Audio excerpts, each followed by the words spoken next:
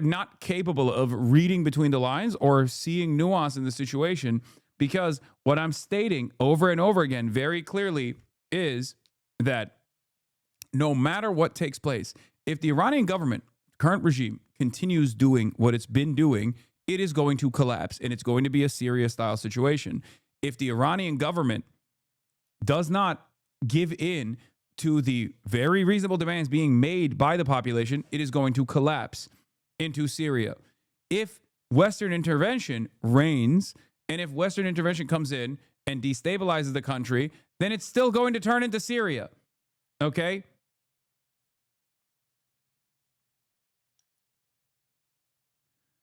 Some of the major demands, and this is a decentralized movement for the most part, but some of the major demands revolve around secularization and also less control for the IRGC. You would never give an Israeli official the same grace as this dumbass because you know they're full of shit no matter if they're representing the government. Yes, and I still listen to what they have to say nonetheless, don't I? It's on the accounts of many people, and people can see it.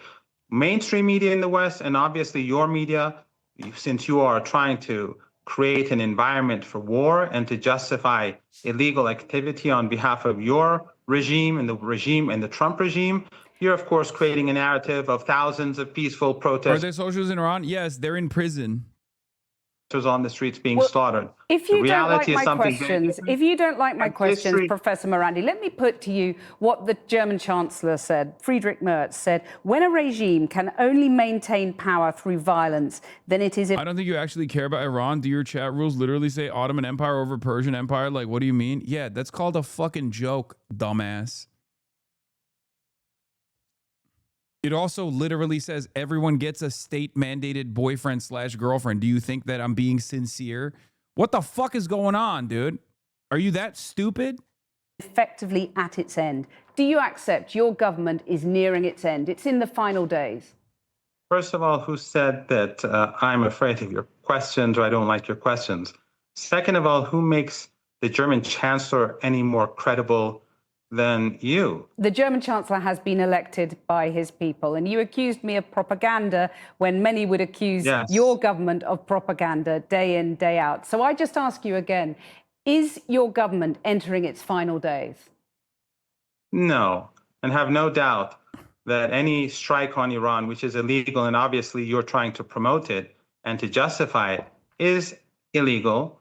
And there is truth to what he's saying here, by the way, I think, and maybe I'm totally wrong on this. I think that this isn't the time where the Iranian government collapses. I might be totally off base. I might be totally wrong about this, but this is the other reason why you listen to state propagandists in general in this circumstance, because every other media outlet has been like, Iran is collapsing, Iran is collapsing, Iran is collapsing. Now, as you know, I'm not Mr. Prediction. I'm not fucking exactly the best at predictions, especially of this sort. Okay, I'm about to go 0 for 3 on here, and it might be another fucking Ukraine moment. Okay, no more major geopolitical predictions. All I'm saying is, fuck, I just cooked Iran, dude. It's over. All I'm saying is, as far as comparisons goes, and I think the Iranians in this chat will also confirm this, by repression, there is still a much more competent force like the IRGC that was specifically designed to withstand internal and external pressures, as opposed to whatever forces that Assad had. Ironically enough, relying on the IRGC half the fucking time to maintain stability in Syria. Please stop. You're just making it worse. I know. This is one of the demands from the Iranian population as well. Iran does not want IRGC. We said that many times. They shoot us in the streets for saying that, and all the world didn't give a fuck about us, not a single time.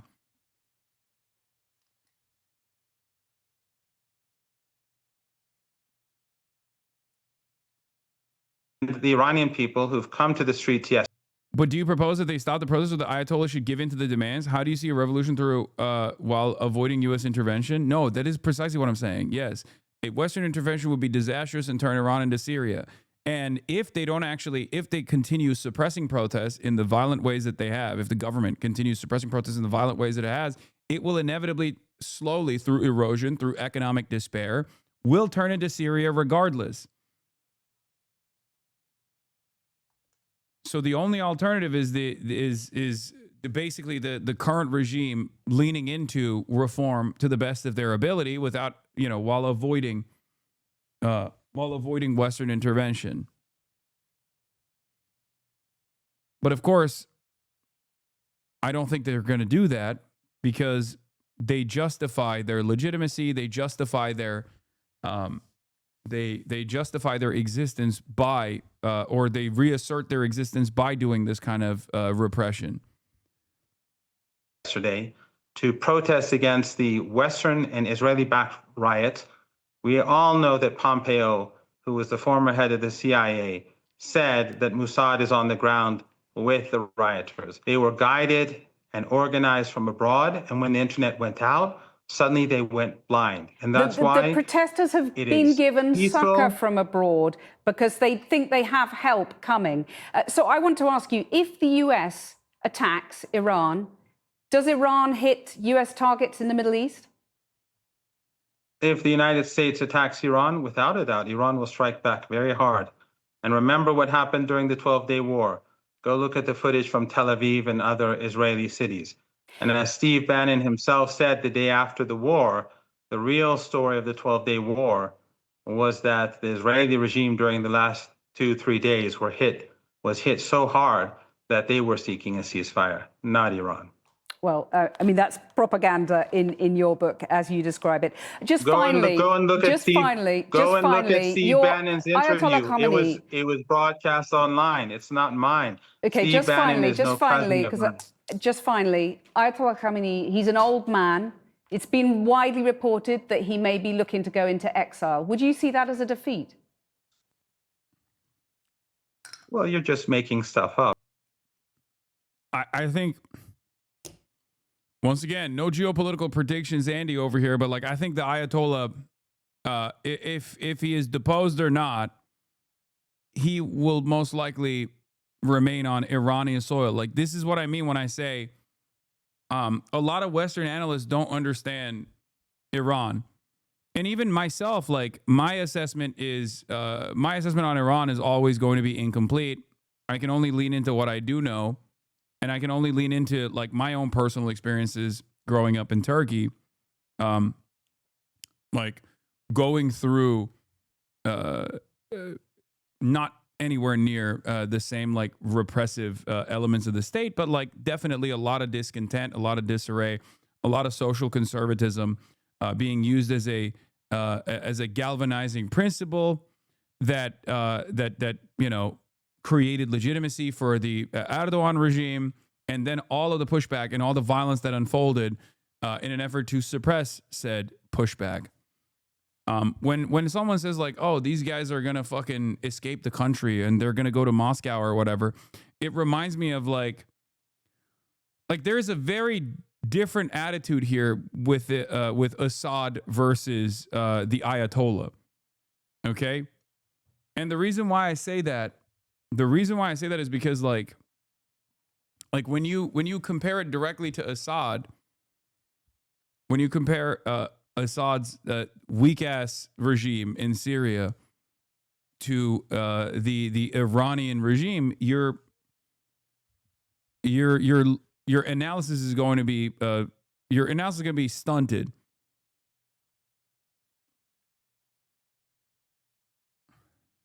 He's not going anywhere. And your government and the U.S. government, if they get involved in a war with Iran, global economy will go downhill and collapse. And your people will come after you and say, why did you do this to us? Yeah, Assad ran a government that no longer existed. None of the soldiers were getting paid. All the state had been hollowed out to sell meth to the Saudis. Professor Mohammed Marandi, thank you very much for joining us. Bro, you said absolutely nothing. I'm simply stating that I think the Ayatollah will go down with the ship if it ever gets to that point. If he's passing due to old age, or if he's passing because like they somehow got to him, he's most likely going to die on Iranian soil. If he were to escape to Russia or whatever, it's over anyway. Like there's nothing. There is no like Shah style propped up government from Moscow. Like there's no, Russia doesn't have the capacity. Russia doesn't have the interest to prop up to basically prop up the Ayatollah like that. It will just inevitably collapse into a failed state.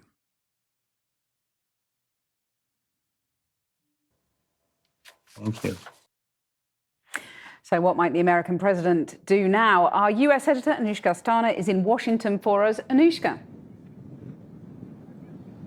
So, as so often with Donald Trump, he has taken to Truth social media to talk about all of this. He wrote a post in which he said he was addressing Iranian patriots. He told them to keep protesting, to take institutions, and in capped letters, as Porrick mentioned earlier, he said help is on its way. Now, he is in Detroit, the president, at the moment, and as you might expect, a journalist asked him what help. Listen to how he responded. Just went through the roof. You said to Iran this morning that help is on the way for protesters. What did you mean by that? What kind of help? You're going to have to figure that one out. I'm sorry. How many people have been killed in Iran? That's the most terrifying. Those are the most terrifying words that you can ever hear from an American president, by the way. Okay. Help is on the way. Terrifying. Fucking terrifying. Saying help is on the way while also adding additional sanctions or tariffs to other countries that are helping prop up like what remains of the Iranian economy shows exactly what kind of help is on the way.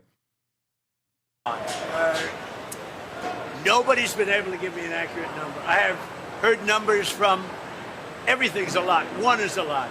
But I've heard. It's so funny to do this next to fucking Jimothy Farley over here. Mr. Chinese EVs are going to steal our lunch money if they're ever allowed on U.S. soil. Numbers much lower, and I've heard numbers much higher. We'll be knowing. We're probably going to find out over the next 24 hours. I think it's a lot. So, look, no guidance there from President Trump. But what we do know is that he has spoken to his advisors. His national security team met this morning. Axios is reporting that his envoy, Steve Witkoff, has secretly met with the former Crown Prince of Iran, who is in exile. We know that they're considering sanctions against individuals. He's talked about a 25% tariff on those doing business with Iran, but there's also military options on the table. They tend not to want to go for broader military action at the moment, but we know he hasn't shied away from striking countries, Syria, Iraq. We saw what happened in Venezuela, Nigeria, and actually as we've been on air, he's been talking about how flawless his previous strikes on Iran have been. Of course, the risk with a surgical strike, as we have seen, is that it doesn't actually lead to regime change. And there's also the issue that Congress behind us are unhappy that they are not asking for permission. I went down earlier and I asked some Democrats, is Iran different for you? And what do you say to the Iranian people who want America to intervene? The people of Iran are bravely standing up and speaking out against this brutal regime, but the president does not have the authority to go in, and this is part of this pattern. There are many ways for us to support the Iranian people short of military action, because it's not in America's best interest to start a war with Iran. In fact, it's not even in the Iranian people's best interest. Now, I should say there is precedent for strikes without congressional approval. Barack Obama did the same when he was president. Can you honestly explain to me how your community can improve that discussing Iranian government mouthpiece while attacking ICE? Man was denying the massacre of protesters. He's a monster. Yeah, it's really cool if you're fucking hallucinating an alternative reality while you're watching, okay? I mean, there might be some people in here that think that like the brutal suppression of protesters in Iran is appropriate or whatever, but it's far from the fucking majority. And it's certainly not my position either. And I've made my position very fucking clear. But of course, you have to do this because you don't have a real argument, because my position is consistent on this, whether it's fucking happening here in America or whether it's happening in Iran. I'm still standing with the fucking people. It's so funny, though, that there is one group of people that is inconsistent here. One group of people that is inconsistent in this position, okay? Which is the American right, talking as though they give a fuck about the Iranian population, specifically Muslims in general. They don't care about that shit at all. Let's be fucking real. And also simultaneously,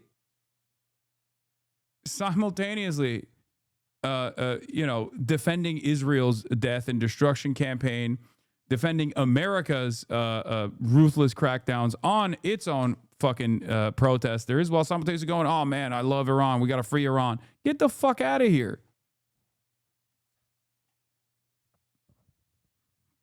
The reason why you have to maintain this position, or like try to fucking find some sort of inconsistency, is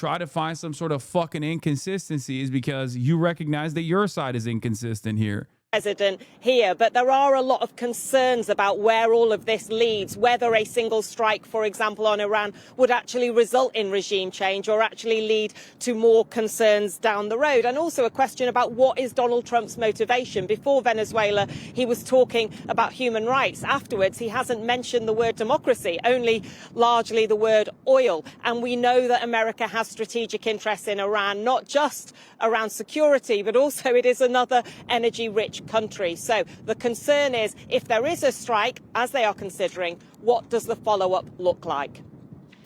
Anushka, thanks very much for joining us. Well, a short while ago, I spoke to Barbara Leaf, who served as Assistant Secretary of State for Near Eastern Affairs under Joe Biden and was Ambassador to the United Arab Emirates before that.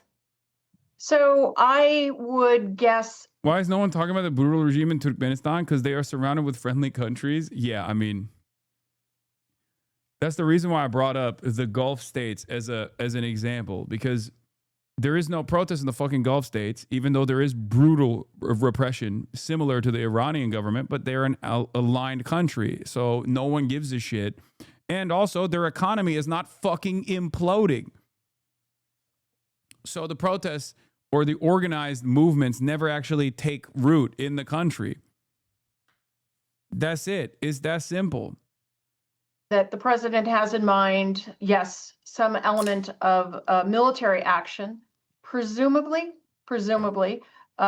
strikes on IRGC and other. Regardless of motivation, the right is doing something that the left also agrees with. Can we just take the rare W for everyone? No. What the fuck do you mean?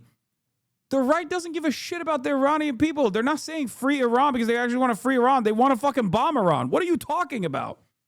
What kind of freedom will come from Donald Trump and his interventions in Iran? Are you that fucking delusional? We just went over this with Venezuela. Let me explain. No, dude. Also, the UAE population is tiny. A protest would be what, 20 people? What the fuck would the UAE population protest? More support for Israel? The UAE, the fucking Emirates are protesting. They want to do more pro-Israel. And they're saying the government is not sufficiently pro-Israel. Yeah, all 20 of the Emiratis are going to be protesting that they don't have enough Lamborghinis, and also there is not enough pro-Israel sentiment going on here. Okay, we need to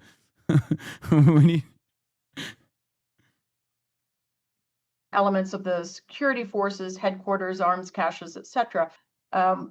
But I think he's also got in mind to use psyops of various types and... So you mean psychological cyber warfare? Just spell out what you mean by that. Exactly. The problem... Much of the left doesn't understand liberalization will only have a marginally positive effect if it's even possible to implement, given the power dynamics within the IRGC, the Shia base, etc. I mean, some's got to give. If they don't do that, they're fucked, okay? It's coming. What do you do? You just keep fucking killing people? America starves the Iranians, okay?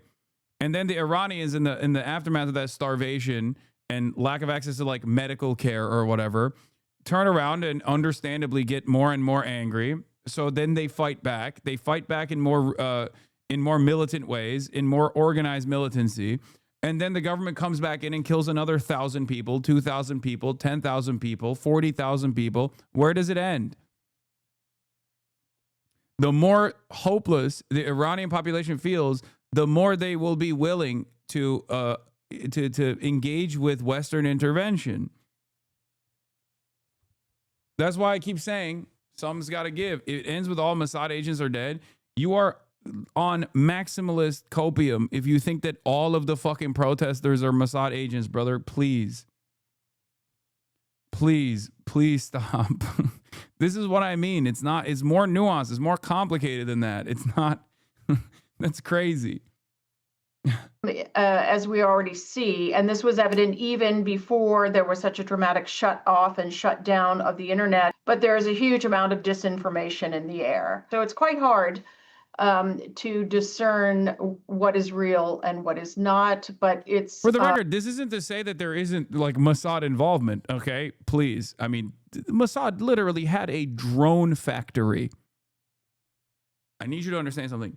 Mossad had a drone factory inside of Tehran. And if you recall at the time, one of the things that I said was a big reason as to why there are so many fucking collaborators internally in Iran is not because they're all like fucking Shah dick riders or whatever. Far from it. It's because their friends were arrested or tortured or killed. So, of course, when you do that, people are going to look at that and go, all right, well, fuck you then. I'll work with whoever I can to do revenge. Okay? That's it. That's it. Like, what do you expect? Yeah, if you fucking kill someone's friend, okay, or their family members, they're gonna want revenge.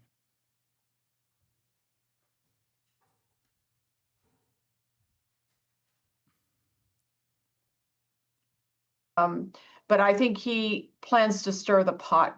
How risky is this? What's at stake here? And what is he trying to achieve? In this region, you can stir the pot.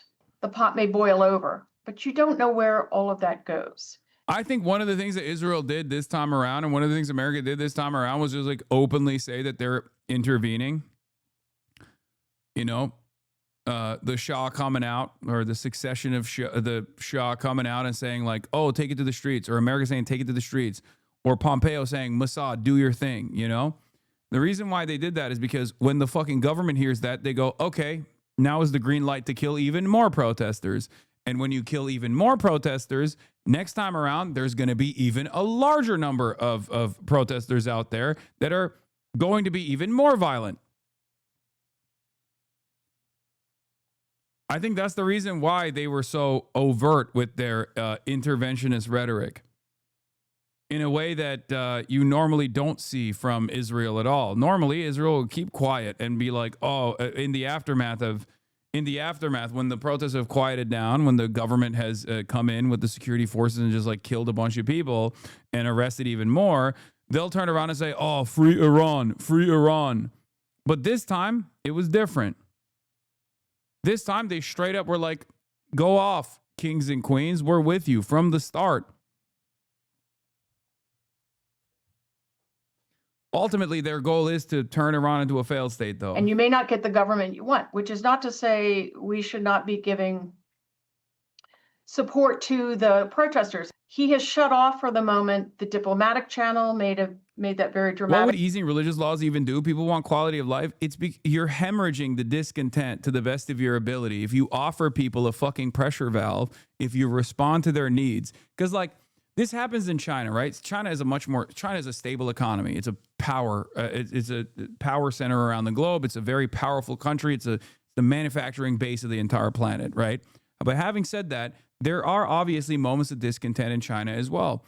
I actually just talked to the South China Morning Post, about this, where like there are instances where, for example, the Didi drivers were frustrated with their work conditions, right? And then they fucking revolt. And what does the government do?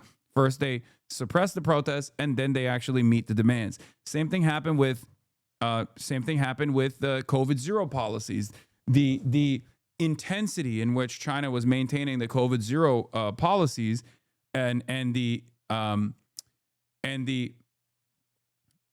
fact that people just didn't know when these shutdowns would end, for example, that turned into a major problem. People fucking protested. They took to the goddamn streets. and the Chinese government listen to those demands. So you have to, even if you have a more authoritarian structure in your governance, you still have to listen to the people when they take it to the goddamn streets. If you don't do that and you think you can just keep hammering on and keep the repressive forces over and over again and meet the protesters with even more violence, then all you're doing is growing the protests. There is no way that you can maintain a government, especially when your economy is in the shitter due to American sanctions, without offering any sort of pressure valve to the population.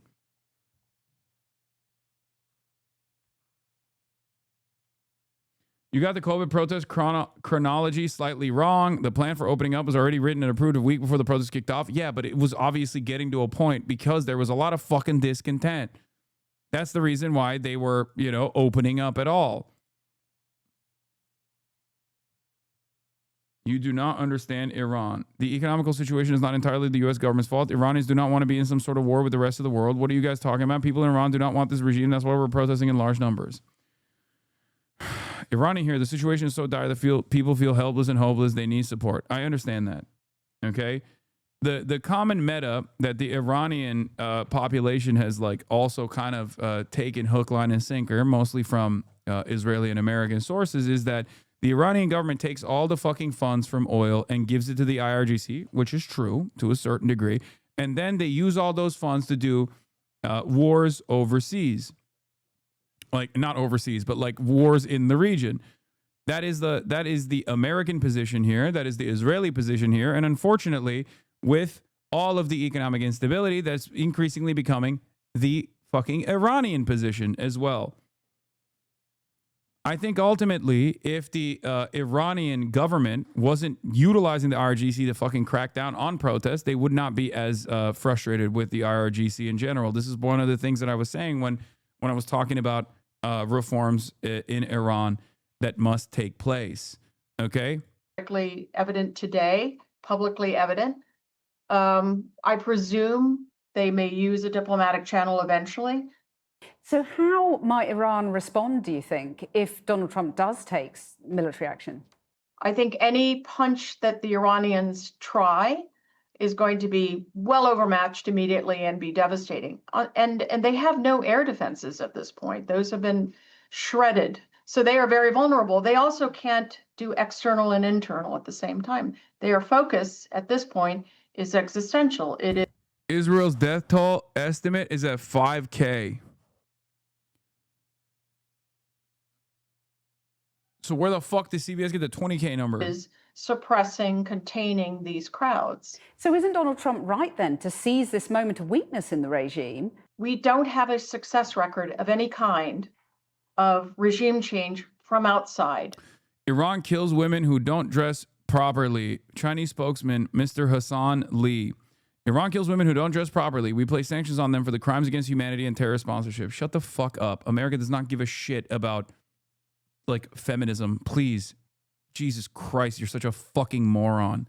Yeah, dude, I know. We're definitely sanctioning Iran because of its crimes against feminism. You can't be this fucking stupid, okay? Please be a little honest with yourself. Jesus Christ, fuck you, Hassan, dumb prick. First of all, I don't think this is appropriate at all. There's never been a moment where I've thought that the Iranian government was totally appropriate with morality police or any sort of fucking religious enforcement, you dumb fuck morons. It's not. But having said that, if you think that the American government gives a single fuck about Muslim women in Iran or the way that they are treated by their government, you are out of your fucking mind. That's why the Gulf states do not get a fucking fraction of the scrutiny that Iran gets. God damn, the average American is constantly engaging in this self-soothing pattern of behavior where they just keep telling themselves they're rocking back and forth, going over and over and over and over again, being like, no, we're doing this. We're doing the sanctions, not because we want to destabilize and cripple the only fucking country with the military power to actually resist against American and Israeli imperialism in the region, but instead because we want democracy for Iran. That's what you keep saying to yourself at a time when, ironically, Trump is not even fucking saying that. It's so funny. It's like, no, dude, you're delusional. You're fucking stupid. You're stupid and delusional. By the U.S. in the region. You can go country by country and say what we were trying to achieve. Do you not care about democracy for Iran? I do. I just don't think that it's going to come by way of American or Israeli intervention. Was limited, perhaps, in 2011 in Libya, tried to prevent a terrible massacre that Gaddafi's forces were aiming to perpetrate. But in the end, it led to a decapitation of the regime, which led to chaos, which led to a huge vacuum into which all sorts of... This allows me, in order for me to believe the idea that like Americans are implementing democracy or trying to install democracy in Iran by way of sanctions, I have to believe that John Bolton is a third-wave feminist, okay? I have to believe that Mr. Grab him by the pussy Donald Trump is a third-wave feminist, okay? And I'm sorry, but I am not that stupid, okay? I say I'm a stupid guy, but you have to be a real fucking moron to believe that, okay? Terrorist where? You are a terrorist. I don't think this person is talking to me. I think this person is talking to the lady on screen. You know, Trump attacked at least 7 countries last year, Venezuela and Syria this year. And this from the man who promised to end wars. What's going on? Venezuela is a story that is still evolving. We still don't know the end point of that exercise. It was a law enforcement exercise. It was anti-narcotics. Yeah, okay, dude. Yeah, this lady definitely is a serious analyst that I must listen to seriously and sincerely, because America is doing law enforcement narcotics operations. Here, let's hear from the fucking big guy they himself. Walked away and they gave us a lot of money, but they did a great deal for themselves because their stock has gone up.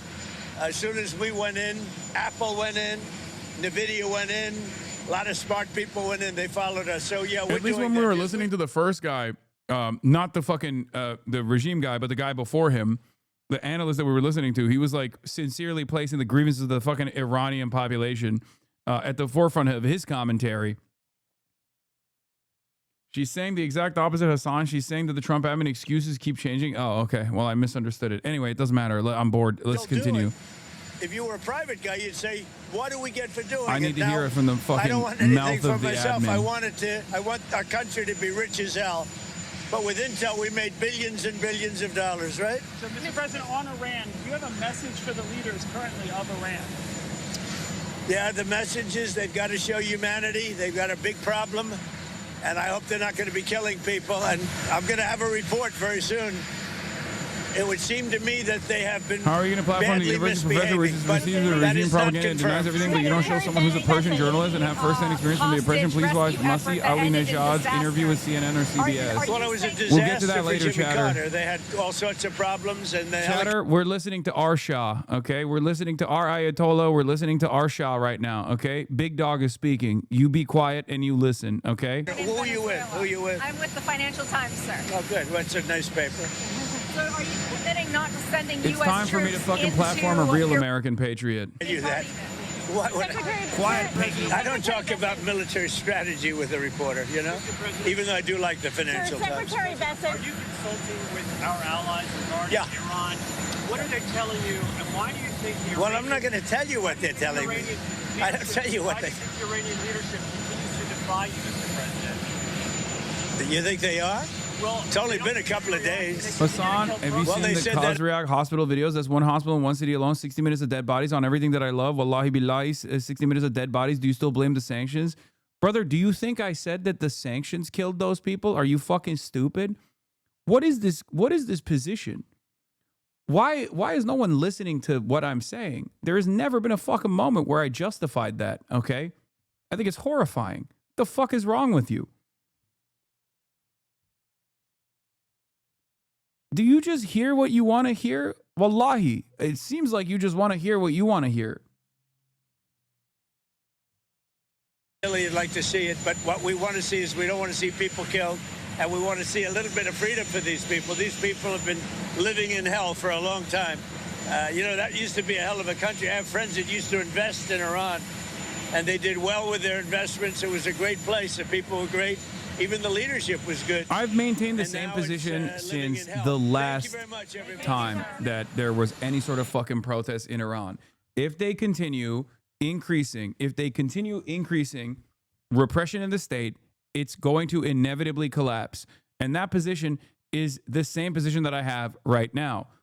This kind of stuff this kind of shit, this kind of like violent suppression of protests that have become violent as a consequence of the last fucking version of this protest being suppressed by security forces is only going to get worse until the state fucking collapses. Okay? Especially when you have the American sanctions crippling the economy on the side and eating away at the popular base of support that exists for the Ayatollah. It's that simple. Okay? Something has got to fucking give. That's it. Something's got to give.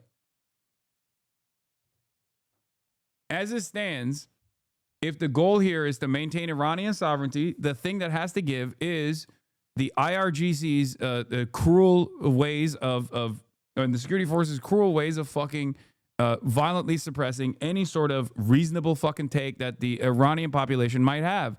It's not going to work. That's it. It's not going to fucking work at all.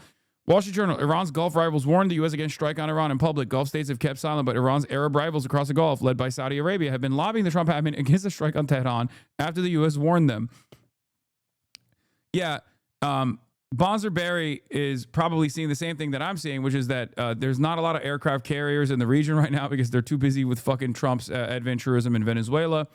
And the closest like carriers or strike groups that are near Iran are in Japan right now.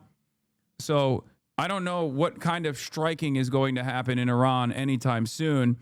I mean, I guess they've shown that they can hit Iran from America if they want to. So, but they won't be able to defend the regional actors if they are not there. What about Israel aircraft carrier? Brother, if you think Israel on its own is capable of defending Israel, let alone the rest of the fucking region, you are out of your dang mind. Israel with American aircraft carriers and with American Israel with American defenses in the fucking region was not able to defend Israel, let alone defend the fucking oil refineries. We had so many. And even then, Iran was capable of penetrating the Iron Dome. It's not happening. New 2-minute footage from inside Iran during the blackout. Here, let's take a look at what's happening in Iran inside of the blackout during this 2-minute.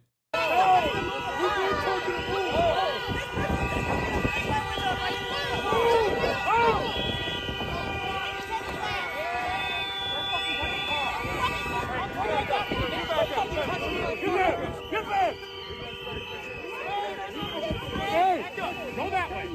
Hey, back the fuck up. Sidewalk.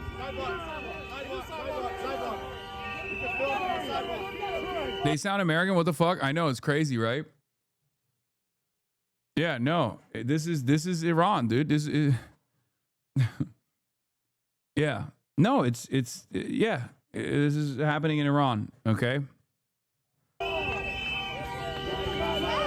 Yeah, those are the Islamic Republican Organization, okay?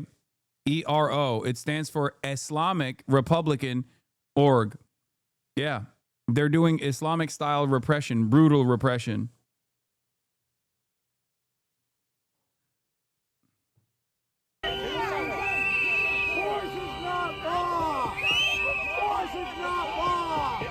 And ICE, you might see some of the badges that say ICE on there. That is Islamic country oppression.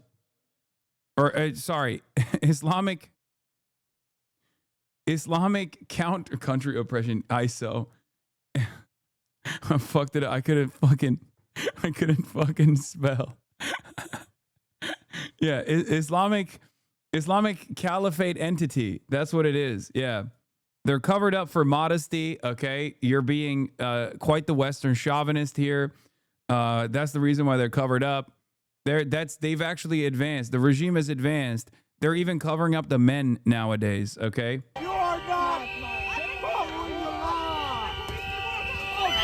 Iranian crime enforcement. That's what ICE stands for. Iranian crime enforcement. They're enforcing crimes.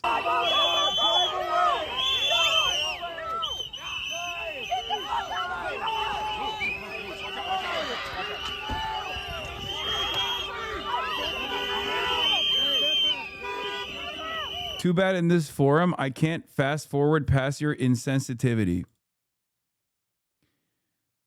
Chatter, if you don't fucking understand that this administration, this regime in the United States of America that doesn't even give a fuck about its own fucking citizens, definitely does not give a fuck about Muslims, okay? Thousands of fucking miles away, especially Muslims that threaten the existence of Israel. I don't know what to tell you, okay? There's gonna be some fucking jokes that we're cracking in the process.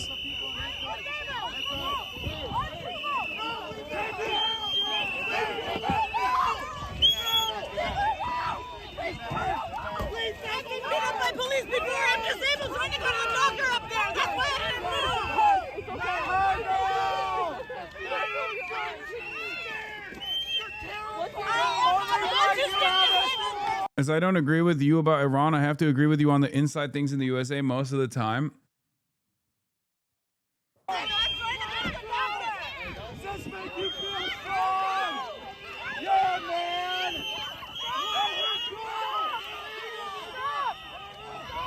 This is your duty! Why don't you help that woman?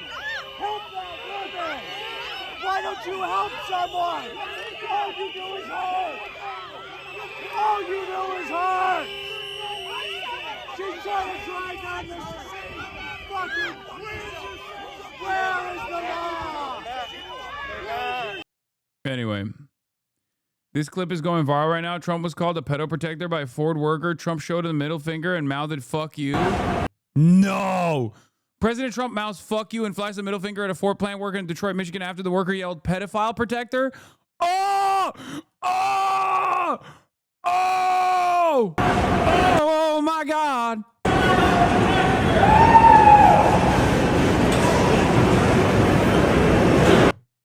Bring him to me. Bring him to me.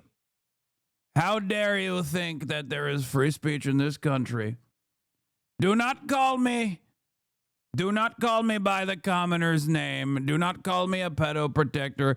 Call me the Epstein friend that I am. Refer to me by my government name. He didn't flip the bird. You lied. First of all, I didn't fucking lie. That was TMZ lying. Kaya! Kaya! Kaya! No, get out of there. Get that ass. Come here. Come here. Come here. So fat. You're so fat. You're a fatty. Oh! Oh, you're fat. You're fat. You're fat. You're the fattest. You're the fattest that anyone has ever been. From the standpoint of fat, no one has ever been as fat as you. No one has ever been as fat as... What is that? She's going for the treats on her own, dude. That's crazy. You have gotten way too cocky, ma'am. Fatty. HasanAbi, he flips the bird at the end.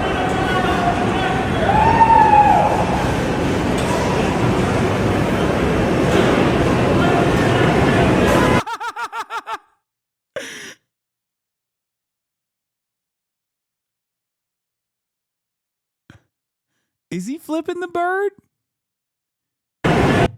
No, right? He's just finger pointing. I feel like he's just pointing the finger. No, he is. He's still pointing. Kaya, up. Kaya, go place. Go place, lady. Fucking laying right underneath me. Look at him flipping the little bird, little baby bird. That's a little baby. That's a little baby fingy. How does TMZ get everything? They're the only honest name in reporting and news in the United States of America, okay? No one else. No one else. That's awesome. That's my president dog. He just like me when people cut me off.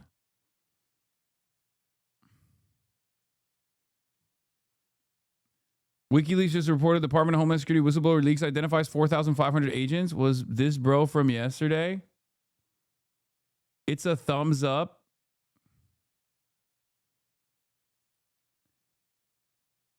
Well, Grok made enough CSAM to get into the Pentagon, apparently.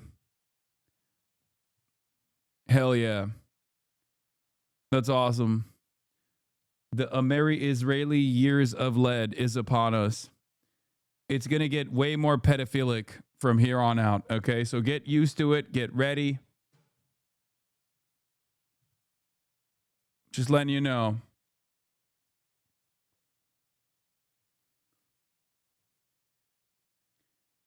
Oh.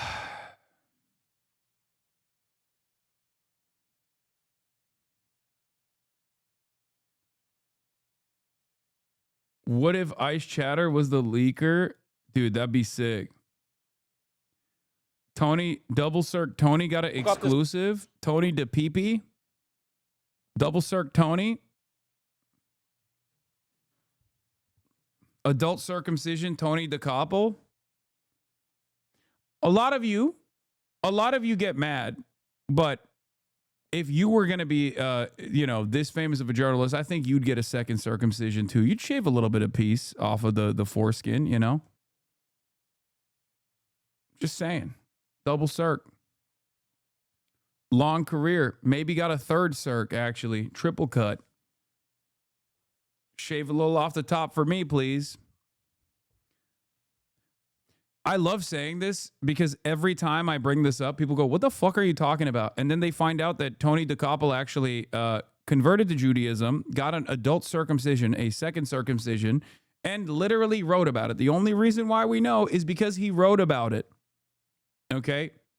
He wrote about it in, I think, the New Republic or something. Like, two-cut Tony.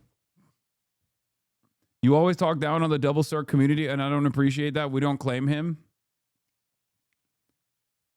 He got a fade cut on his dick. Yeah. Low taper fade for me, please. That's what he said. So nice he had to do it twice.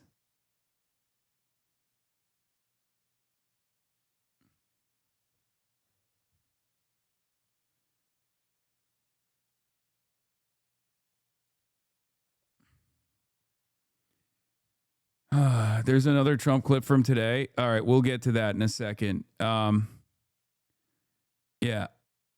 Oh, I was going to do this. I was going to fucking post a tweet about this, but I do like that is the whole, like, pedophile protector thing is not only real, but also is sticking. It's not just like, woke libtards on the internet are the ones who are saying this. Like, this is a very real thing, okay? A very real thing. Morning, and they saw that you said help is on the way. Yeah.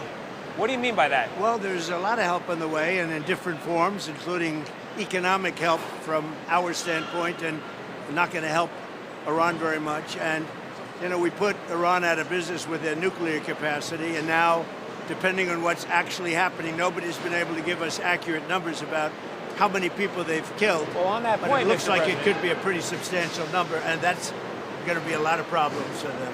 A lot of problems. On that point, you did say the U.S. would get involved if Iran started killing protesters. Yeah. They have, by the many thousands, according to reports. Well, we'll see what that is. I've heard two numbers, but we'll see what that is. Well, now we're hearing that they're going to start hanging protesters tomorrow. So it comes back to the question, have they crossed your red line, or has the line moved? I haven't heard about the hanging. If they hang them, you're going to see some things that I don't know what where you come from and what your thought process is, but you'll perhaps be very happy.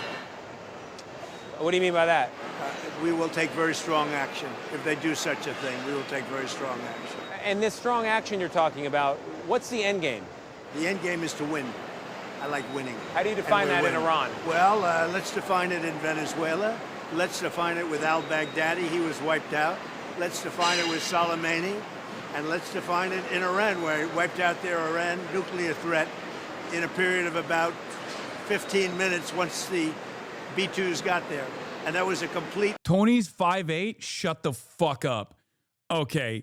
Either he's standing on an apple box or Donald Trump is 5'9", which I know it's not the case. So he must be standing on an apple box or something. There's no shot because Donald Trump is at least like 6'1" or something, right? Donald Trump is at least 6'1". I know they say he's 6'4". I don't think he actually is. But if Tony, double circ Tony is 5'8", Donald Trump is 5'9", brother. There is no shot.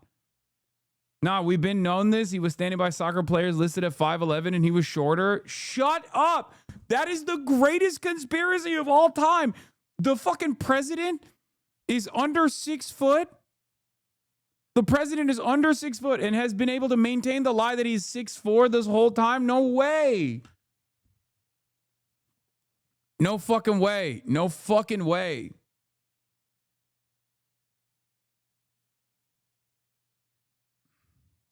Trump is such a political talent that in interviews like this, he could just say, I'm not sure about those protest death numbers. We're hearing some maybe CIA fabrications, and everyone would go crazy both ways, even if the B2s are fueling.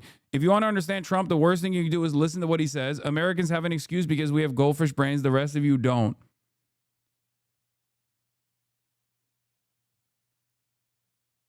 I'm clocking it. Donald Trump is 6 foot max. Obliteration, as it turns out, which is what I said initially. Then some questioned it, and they said, Trump was right. So we've been right about everything. We don't want to see what's happening in Iran happen. And, if they want to have protests. Gamal Abdul Nasser says, Senator Bernie Sanders, we must not forget that the current and abhorrent regime in Iran is itself a product of Western-backed intervention, for in 1953, a coup orchestrated by Britain and the United States overthrew Iran's democratically elected government under the presidency of Mohammad Mossadegh, primarily to protect Western oil interests. Wait, what? There's no Bernie Sanders is saying this? He's going beast mode? Maybe it's because he's so old. That's the last time he could form like coherent memories and have an ideologically consistent position. Okay, Bernie. I mean, shocking, but Iran is in turmoil. Millions of people are rising up against their autocratic government. Not surprisingly, the regime is responding brutally by killing thousands of protesters, according to some estimates. The Iranian people have the right to determine their own future, and the United States should support their legitimate aspirations for freedom and democracy. Brother, this is inconsistent with everything else that you're saying. America will never support the legitimate protests and legitimate aspirations of a sovereign peoples, okay? Come on! You literally say that the fucking coup was the reason for why the revolution happened to begin with.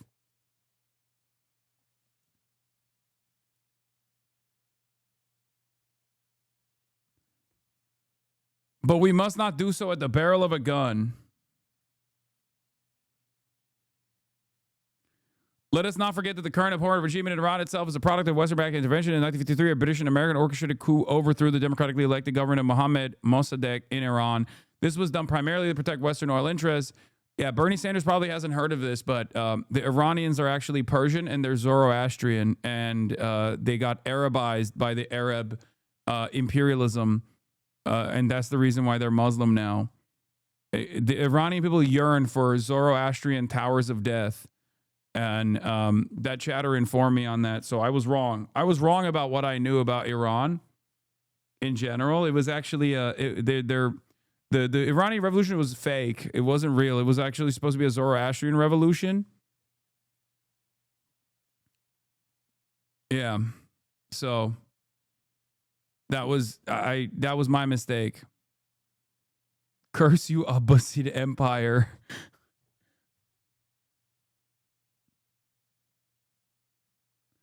Like, this is the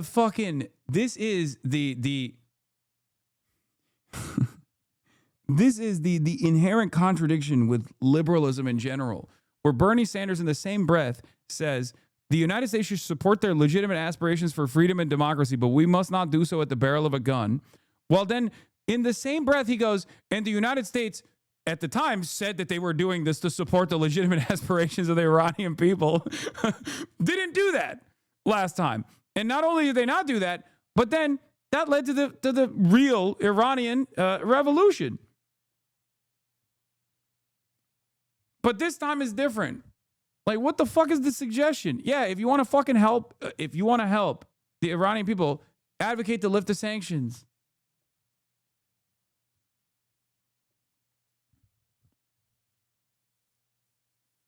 God damn. This was done primarily to protect Western oil interests. The coup installed the Shah, Mohammad Reza Pahlavi, at the head of a corrupt, brutal, and unpopular autocratic regime. After several decades of this dictatorship, the Shah was himself overthrown with the Islamic Revolution in 1979, which brought to power Ruhollah Khomeini and the theocracy that rules the country to this day.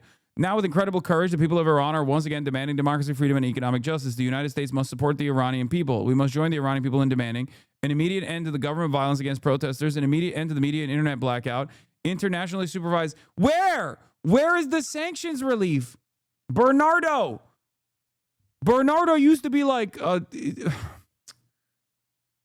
Bernardo used to fucking talk about like throwing down with the Sandinistas.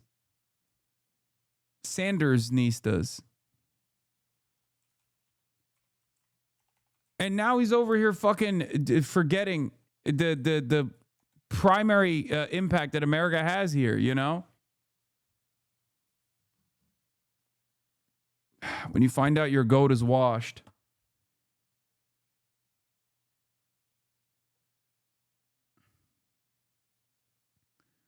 U.S. military intervention is not the answer. It failed in the past and will fail again. The United States must stand with the Iranian people, not overthrow them, not over them.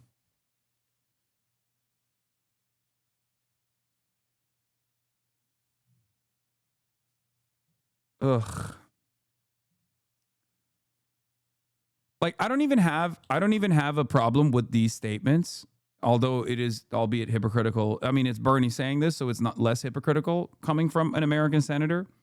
But all of this stuff is fine, but the first bullet point should literally be sanctions relief. If you don't say that, then it's like, you know, what are we doing here? Because that is the one area of impact that we have over Iran. I don't know. I think he's talking aspirationally. Like, we should support all their efforts, not we should do sanctions and bombs. He's not talking material support for more rhetorical and moral. At least that's how I read it. No, he should this conversation, whether it be around Cuba or Iran or Venezuela, should first and foremost focus on the American major point of impact. And the major American point of impact is always going to be sanctions. If you are one of the leaders of the progressive movement in this country, you should abso-fucking-lutely bring that up, okay? Even if it is to entertain the talking point and to put it out there in the media, put it out there in the fucking ecosystem so that people are aware of it. Because Americans, by and large, are not aware of this, okay? That's it. And then we can have a separate conversation about like, well, don't you think lifting the sanctions helps the government or whatever? And you can come across like a fucking cruel asshole in that regard, where you're like, no, the Iranian people must continue being punished by the American state unless they like successfully overthrow their government. Because that's what you're arguing. When you say sanctions relief, excuse me, wouldn't that be helping the fucking government? All you're basically saying is, well, they haven't seen enough pain yet to successfully overthrow their government through, violent means. So I guess we have to keep starving Iranian babies. It's fucking ridiculous. This is the point. You always have to, if you're going to talk about this stuff, you have to start in sanctions relief. If you're a leftist, if you're a fucking anti-imperialist, if you're anti-war, if you're an anti-war liberal, if you're an anti-interventionist, Democrat, Republican, your number one first statement coming out of the fucking gates needs to be, we have been starving the Iranian population with the hopes that they will have a democratic revolution in Iran. But very clearly, after decades of doing so, this has only brought pain and destruction to the proud people of Iran. The first thing that we have to do is scale back on our sanctions. That's it. Because that's the major point of impact. That is the thing that we could do tomorrow. That's the thing that we could do yesterday. Yeah, and also, it wasn't even that crazy of a position. Barack Obama did it. What the fuck? Barack Obama did that. Like, where are the fucking libtards, man? Barack Obama was the guy who did the sanctions relief. I cannot believe that this position is now lost amongst the people that even self-identify as like the leftists in the American government. God damn, we are so fucking ridiculous, dude. The conversation has just moved so far to the fucking right. It is crazy. Remember when Obama successfully did sanctions relief? Like, you have the sanctions already implemented. You can use the sanctions relief as a way to fucking tell the government, hey, if you don't do these sorts of things, we won't actually do sanctions relief. That's a good starting point to the fucking conversation. Even if you're not talking about this from, objective morality, the immorality of sanctions, the immorality and transparent cruelty of starving a population if they don't actually get their shit in order and fucking kill the Ayatollah, okay? That in and of itself is an incredibly cruel fucking prospect. That's an incredibly cruel argument to make. You see these people as nothing but political pawns that will overthrow and potentially create a fucking failed state in Iran at the behest of, our big daddy Israel in the fucking region. It blows my goddamn mind. Like, Bernie got my Nicaraguan anti-communist family to reconsider our anti-communism and imperialist tendencies just to turn around and become a liberal himself. That's what I mean. Bernie used to be a fucking burn dog, especially when it came to socialist movements and socialist militancy in the fucking region. Used to put the pedal to the metal every now and then. And then he got destroyed over and over again.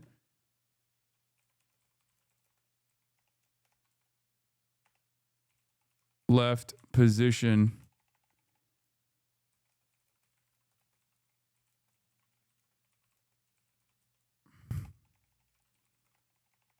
With a demand that the American government end sanctions in exchange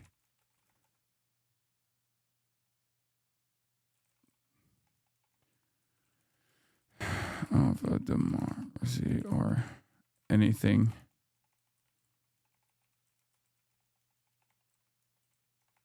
else for that.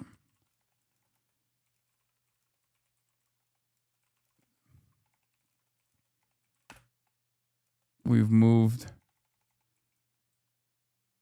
past this.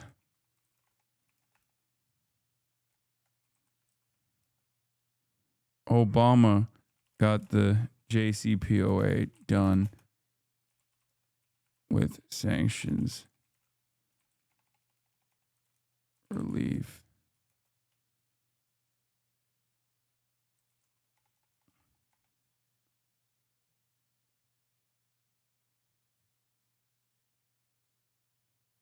I cannot believe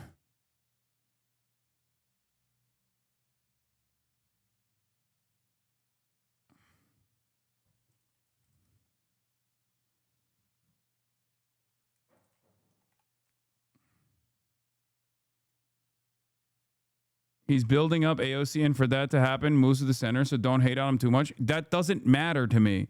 I'm sorry, but I don't want, like, if the AOC presidency is just the same old liberal interventionist bullshit, then what the fuck good does that do to other people around the world? And what the fuck good does that do to the American population? Okay, that makes no damn sense.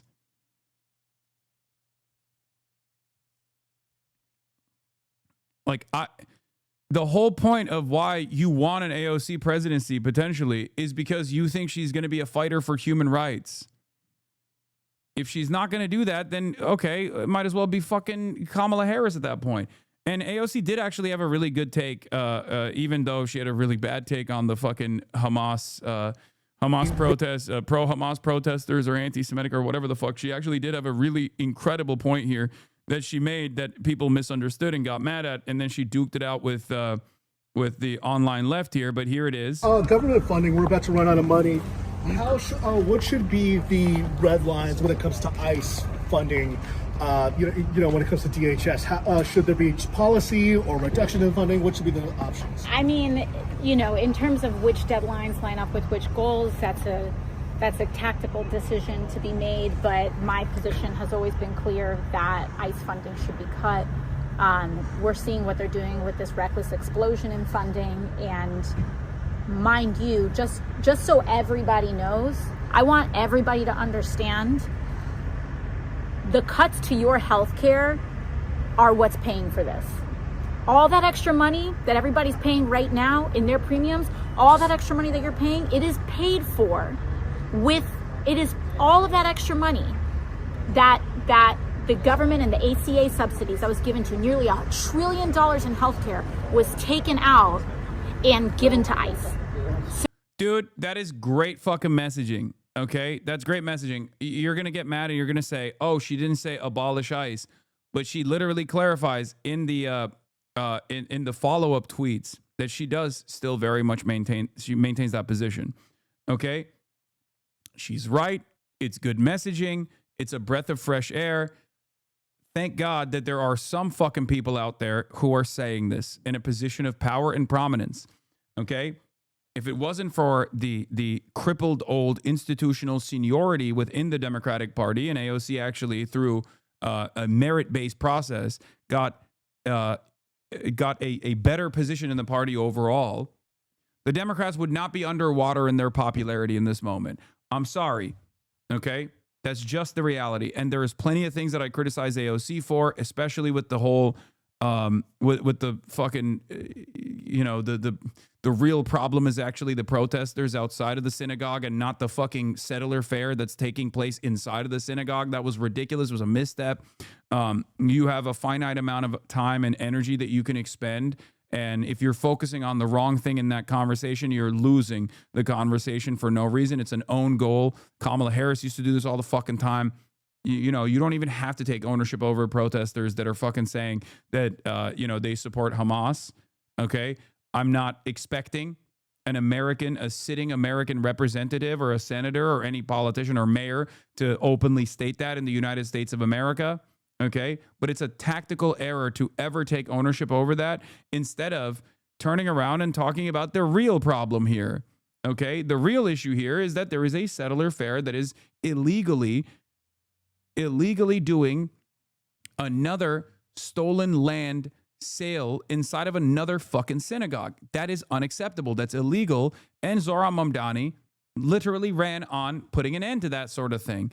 Okay. Zohran Mamdani actually advanced bills like Not on Our Dime when he was a part of the state assembly to stop this sort of thing from happening. Okay. Having said that, it's the good and the bad. This is fucking fire. Okay. This is perfect. Great fucking take. Nailed it. Smoked it. Everyone can suck it. Okay. So understand how these dots. By the way, this same exact narrative also extends to Israel as well and our unlimited, adventurism overseas. For the record, I think she should say that as well. And I think if she did and she took out a more commanding anti-interventionist position here from the left, she would win a lot more favors. Connect. You get screwed over to pay a bunch of thugs in the street that are shooting mothers in the face. That is what this administration's doing. That's what the Republican Party did.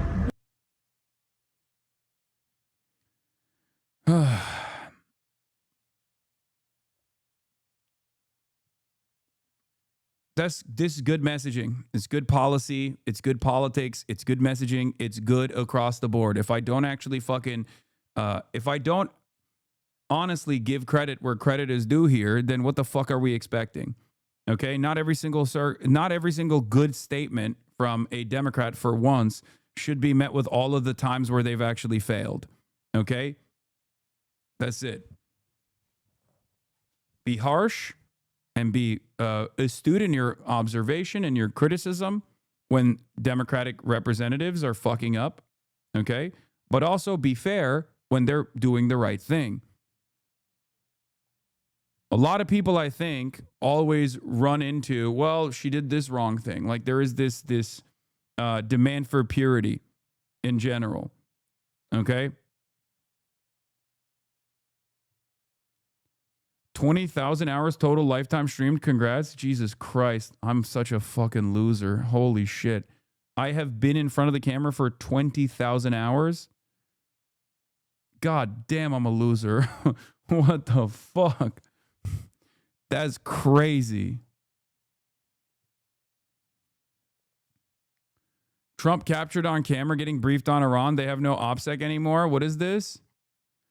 Trump told reporters on Air Force One he was going to review intel on the Iranian government killing protesters as soon as he got back. I'll have him about in 20 minutes. We'll get some accurate numbers as to what's happening in regards to the killing. We'll act accordingly.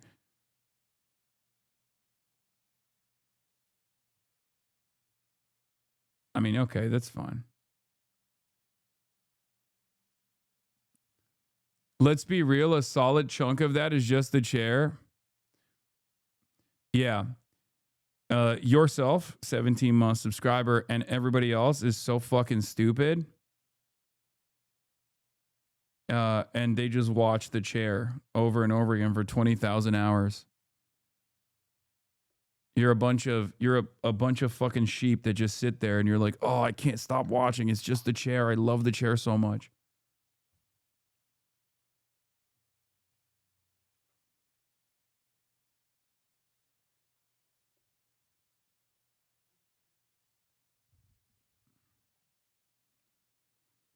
The other side of the Bernie statement that I think is obviously stupid and silly is that he has not been this aggressive on Israel, and Israel has done fucking way more. Okay? If we're talking about the death of human beings, and we're looking at like casualty numbers in the thousands, okay, well, Israel's gone above and beyond that number. And I ain't never seen Bernie Sanders talk about boycotting, divesting, and putting sanctions on the fucking beautiful state of Israel, okay?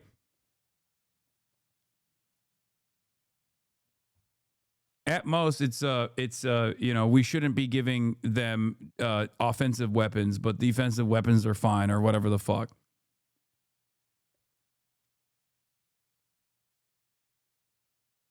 We'll talk about Beitar in a second. We're going to get into that in a moment. Iranian patriots, keep going, keep going. Iranian patriots, keep going. Oh, here is also the Chinese government. Well, I guess like we begin this hour. I'm skipping the rest of this. Hold on. Where the fuck is it? Where is my? Did I lose the fucking playlist?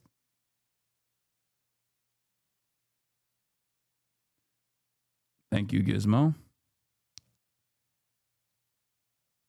All right. Activist torches left-wing protesters, silence on Iran beyond hypocrisy. All right, let's get back to Iran. Let's continue our coverage on Iran. There it is, the IRGC, armed and deadly and dangerous, suppressing any kind of protest against its unjustifiable and unlawful actions. This morning, the states of Minnesota and Illinois taking DHS to court amid a surge of thousands of immigration officers that officials are calling a federal invasion. We are not asking ICE not to do ICE things. We are asking this federal government to stop the unconstitutional conduct that is invading our streets each and every day. You've seen the videos. At times, there are as many as 50 agents arresting one person. The scale is wildly disproportionate and has nothing to do with keeping people safe. Minnesota accusing DHS agents of engaging in unconstitutional stops and arrests, brandishing weapons, and dragging people out of places like schools and hospitals. Shame! Shame! Federal agents firing tear gas Monday to clear demonstrators after agents were involved in a car crash. This has to stop. It just has to stop. Officials in Illinois also calling for a stop to the, quote, turmoil and climate of fear. The repeated invasions of private property, wrongful arrests, illegal interrogations, and violent confrontations have not made our city or state safer. The Trump administration pushing back, arguing that the federal government is protecting the American people. The lawsuits coming nearly a week after disturbing cell phone video shows an agent shot and killed 37-year-old mom, Renee Good. And the Hennepin County attorney tells me that they are moving forward with their criminal investigation into that deadly ICE shooting, despite federal authorities blocking access to key evidence in this case. They do expect to make a decision at some point on whether to charge that ICE agent involved. Guys. All right, Faith, thank you so much for that. It's complicated, obviously, but Joe Rogan reacts to the Minneapolis shooting and ICE riots. 6 prosecutors resign after pressure. Oh, I forgot to mention this. This was crazy. So, New York Times coverage from this morning. Breaking. New York Times now says 6 federal prosecutors in Minnesota have just resigned over the Justice Department's push to investigate the widow of Renee Good and the department's reluctance to investigate the ICE agent who shot Good, according to people with knowledge of their decision. And what's fucking nutty is that one of the career federal prosecutors was the fucking guy who literally did the investigations into the fraud. I was talking to Noah about this earlier today. Apparently, one of the fucking prosecutors was the guy who was doing the Minnesota fraud case. And they try to get this guy to be like, investigate the wife of the person who we shot in the fucking face. Oh my God! The federal prosecutor leading the Minnesota fraud case just quit because the Justice Department officials pressed a criminal investigation into the actions of the widow of Renee Nicole Good. The forces of reaction in this country are very evil, very cruel, and they do not seem to care much about making mistakes. But take heart, many more of them than us are total fucking idiots. I'm telling you, dude, this is rank desperation. These guys keep fucking pressing. They keep pressing. It's over. I'm telling you right now, woke is back. Okay? Woke is fucking back. It's insane what these guys are doing. The way that they're moving right now is so dangerous. The way that they're moving right now is like there's no tomorrow. Not a care. Not a care in the fucking world, okay? Pissing against the wind over and over and over again. They're basically making it so that the rallying cry is abolish ICE, and maybe not even abolish ICE, but also jail every ICE agent. I'm telling you right now,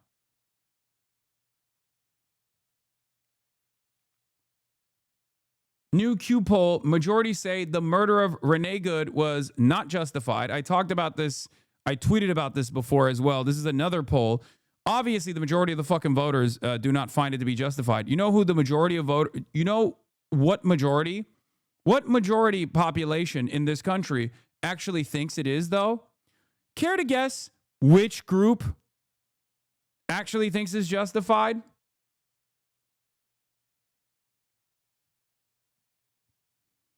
Do you want to know who? The Nazis? Yup.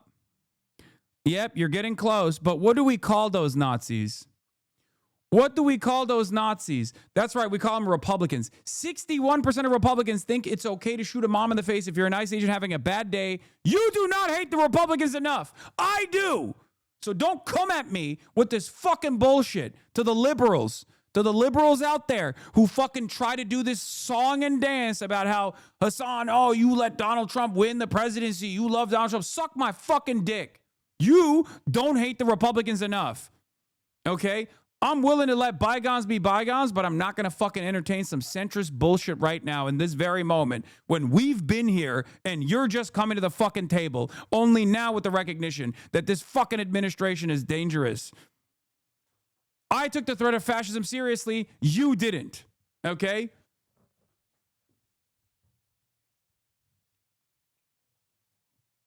Look at this shit.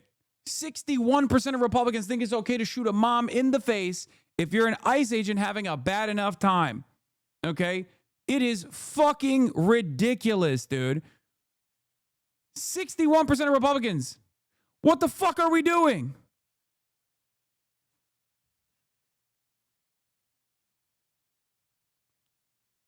Higher number than Kent State massacre supporters, genuinely psychotic group of individuals.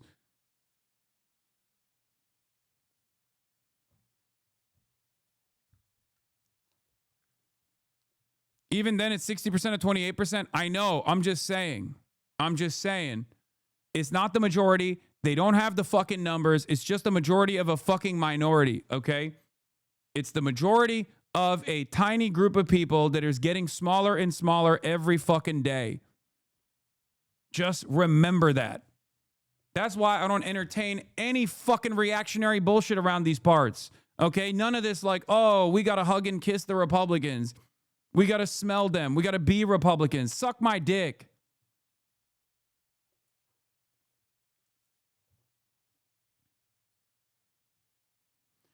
Is not 61% of 28%. The polling account phrased it poorly. No, no, Nice Bathroom is saying 28% of the country at any given moment is like self-IDing as Republicans. That's it. It's 61% of Republicans, and Republicans by and large in the broader population is representative of like about 28%, maybe even less.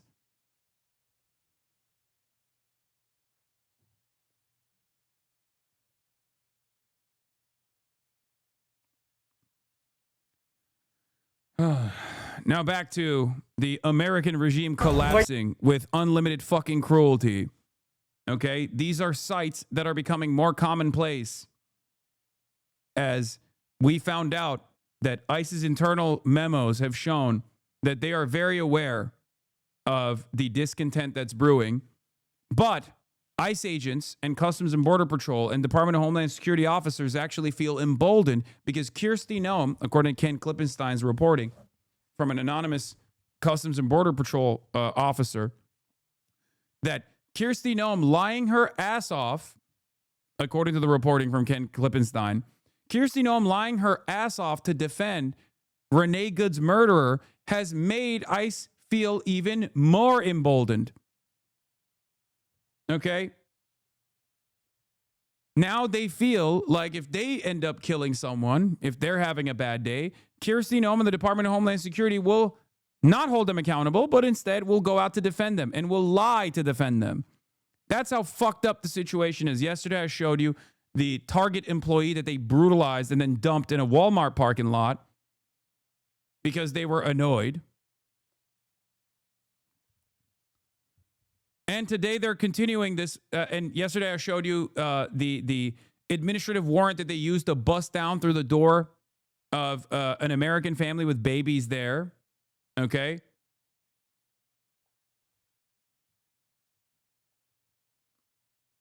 And this is where we're at.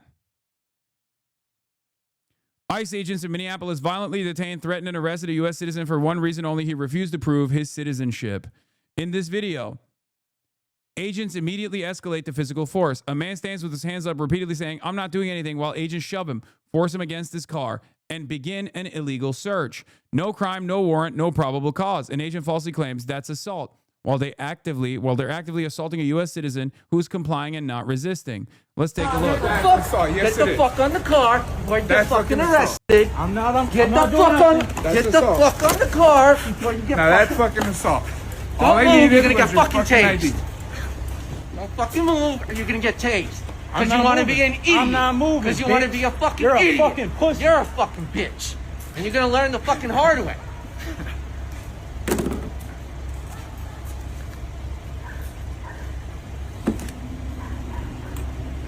I just asked you for an ID. That was I don't give a fuck what you asked me for, bitch. Shut up. You shut up. He is absolutely in his rights here, by the way. These fucking manlets pulling off a 3v1 Gestapo operation on a random American citizen, harassing them and power tripping in the fucking process. None of this is appropriate. All of it is illegal. And the fact that our fucking dumbass hog administration is basically farming the American hikikomori movement here, the Asmongolds of the fucking world, because those are the only people who are celebrating this. I promise you, normal Americans, whether they are Republican or fucking triple MAGA voters, will look at this situation and go, okay, this is getting a little out of hand. There are, however, some who go, hell yeah, keep fucking sticking it to the man. But the number that actually says, the percentage of people that actually say this is good is getting smaller and smaller. I promise you. Okay, I know that we spend every waking moment on the internet, and I know we fucking duke it out with the fucking roaches of the world, and we think that this is a very commonly shared, very popular perspective. It is not. Okay, this is not as popular as you think it is.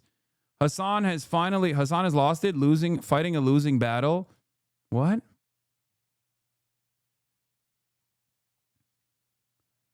Anyway, bitch, let's continue. What's wrong with you? What's wrong with you? He has a gun on him. Look at that. A fully registered firearm. Because I'm a U.S. citizen. What's wrong with y'all? Wow. Let's go. Get him in the fucking car.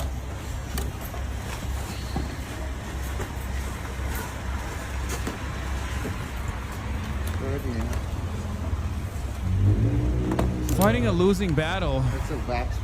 I don't think you guys are ready for what comes next. If there is a competent administration, I don't think you guys understand. You should pray that the Democrats are fucking the servile little cowardly babies that they are. Okay? You should hope to God that they don't actually do what's right here. Okay? Because if democracy thrived in this fucking country, if the people's wishes were actually expressed by whichever administration comes next, a lot of people will be going to fucking jail. You can keep fantasizing about how much popular support there is for this kind of activity here, where you just get to have some of the most insecure man children hopped up on fucking fumes, ego tripping over random American citizens that they detain and apprehend unjustifiably and in an illegal manner in what is supposed to be a immigrant enforcement operation. You can all fucking share your collective singular IQ here and decide, oh, well, if ICE is doing it, it's all right. You can also refuse to recognize that this administration that's doing this, the random people in Minnesota, will inevitably do it to you or your loved ones as well. And you'll sit there and you'll suck the barrel of their fucking guns because you're a servile little piggy. But at the end of the day, if you personally believe that this kind of action is actually fucking supported by broad majorities of the public, you are delusional. You are deluding yourselves. Okay? How much you want to bet that fucking piece of shit is not even American, by the way? I know that's a fucking European Asmongold supporter. How much you want to fucking bet?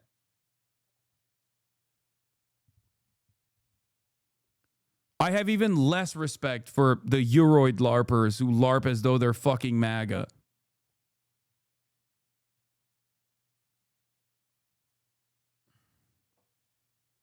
It's disgusting.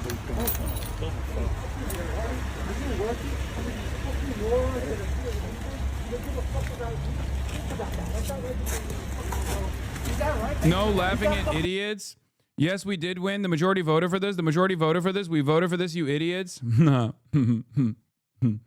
no, totally. Yes, all these assholes are impeding federal officers is disgusting. Saltwater 90. I voted for this. I voted for this.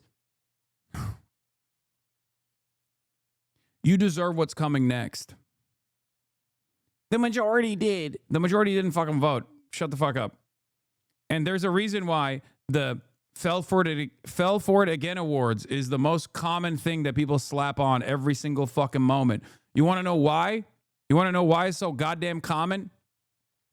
Because you're fucking stupid. That's why, okay? I know I shit on the Democrats a lot, but a big part of the reason why I shit on the Democrats a lot is because they cave and capitulate to fucking right-wing reactionary framing on issues for no goddamn reason whatsoever, and they end up failing.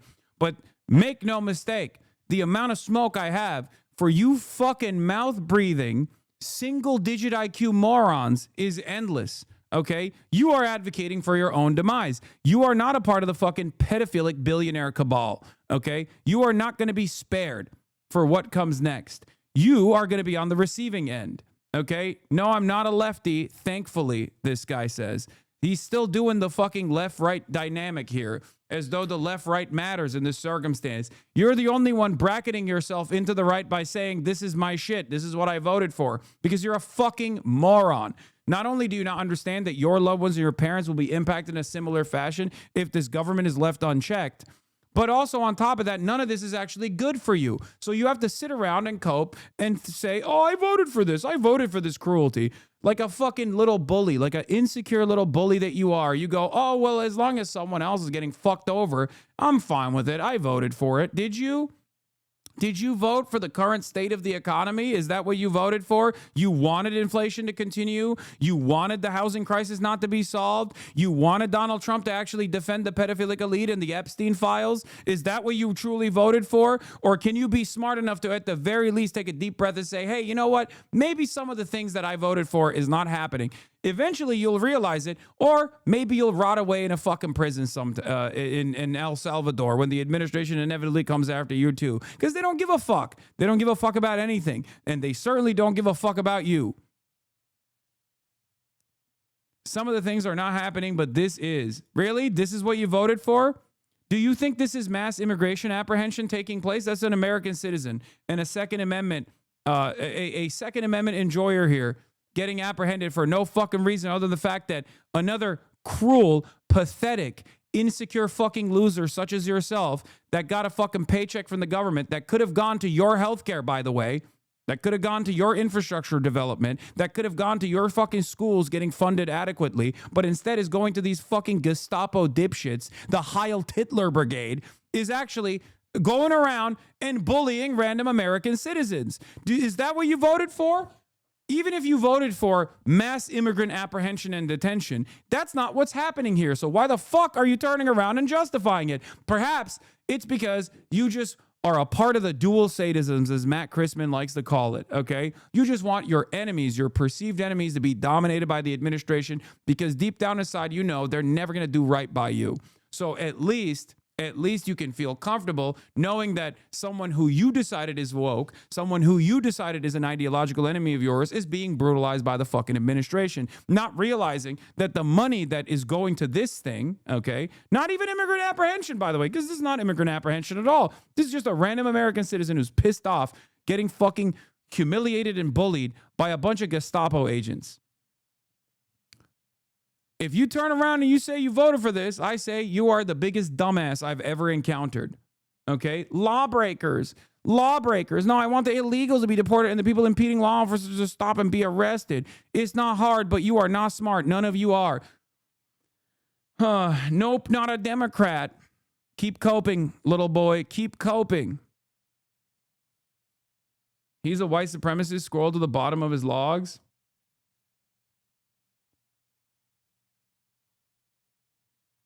I mean, holy fuck, this guy does not stop posting. Holy fuck, he is spamming so much. Hey, boys, I'm back.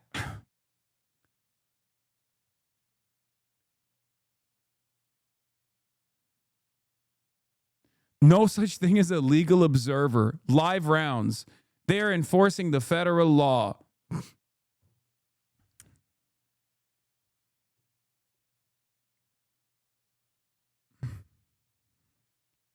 I want to see what he has to say about Iran. 2CTV for live updates about Iran. Hey, if anyone wants live updates to Iran, go to 2CTV on YouTube. Breaking: IRGC launched military drones on Iranians. IRGC leaders assassinated in Iran. They don't think Iran is the bad guys here. Call the White House switchboard. I did, and I just told the lady who answered to tell Trump to help Iran. The main phone is closed now, but I tried.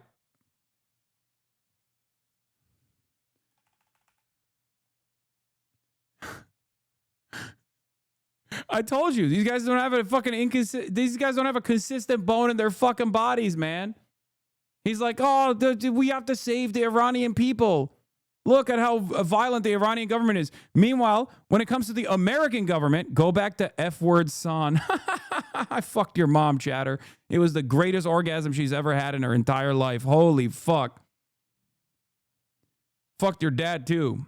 Destroyed his G-spot. Fucked him right in his ass, dude. He loved it, too. I'm your daddy now. Love that these fucking guys turn around and go, oh, in Iran, we must save the Iranian people. And then when in America, they're like, we have to kill every leftist.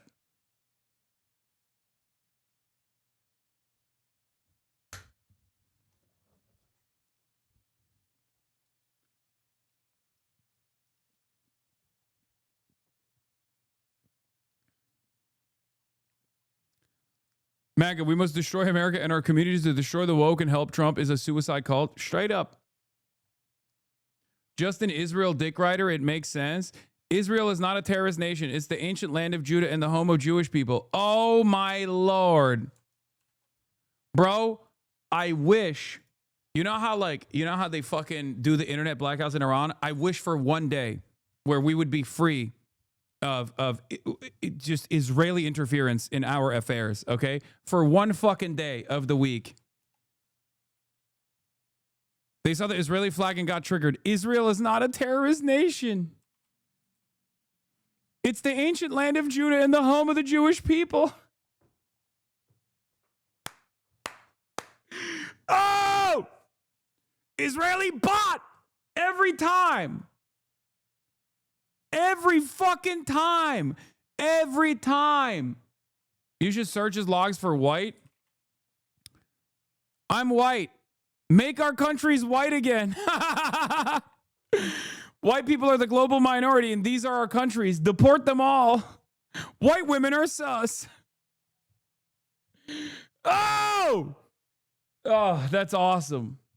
Oh, you fucking dumbass virgin, dude. Of course.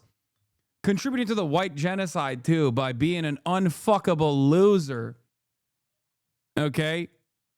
Type Iowa in his... Oh, my God. Is he an Iowa chatter? I'm from Iowa. Wheatland, Iowa. Greetings from Iowa. First stream and first time chatter and new sub. Love your content, man. You just give your thoughts, and it's agree to disagree. One of the most down-to-earth people. Keep it, man. I'm a white guy from Iowa who has white supremacist leanings, but I also think Israel is the justifiable land of all Jews, and it should be a demographic majority ethno-state. Hello from Iowa.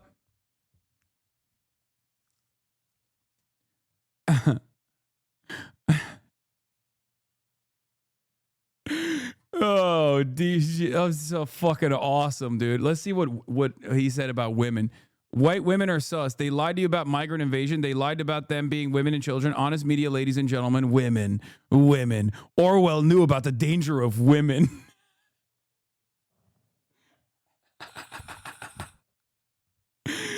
Oh. You are a fucking lobotomy recipient, dude. Women! Oh. Oh, so many unfuckable losers. Jesus Christ, dude. How is this a real person? I mean, this is only a real person on the internet, okay? You need to understand. This person does not exist in the real world. And by that, I mean he's too afraid to go outside. He might accidentally see a woman if he goes outside, so that's terrifying. I learned the fucking hard way.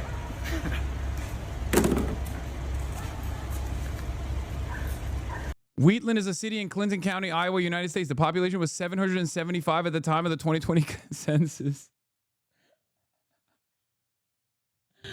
Oh, that's awesome.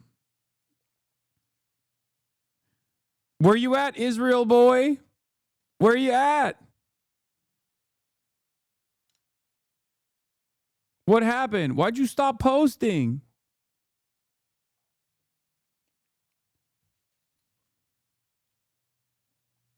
Yeah, he went nonverbal. Excuse me. I'm an inbred, incel, Nazi, white supremacist who hates white women from Iowa, and Israel is my hyperfixation.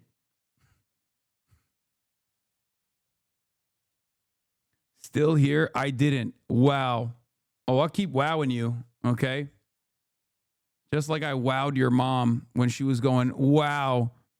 In my 775 person town, ain't nobody's throwing dick around like you, HasanAbi Piker. The real white genocide is when you have a half Muslim brother. He's coming up. She never had dick like that. You ain't man enough? Did you just say I'm not man enough to fuck your mom and give her toe quivering orgasms? Oh, you ain't man enough to fuck my mom, boy. Oh, no.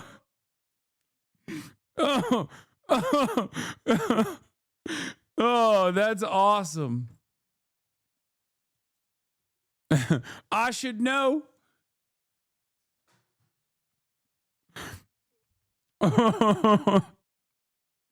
Truth hurts? Wait. What the fuck?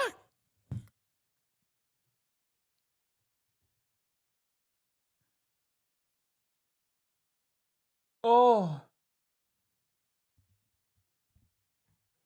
Okay, man.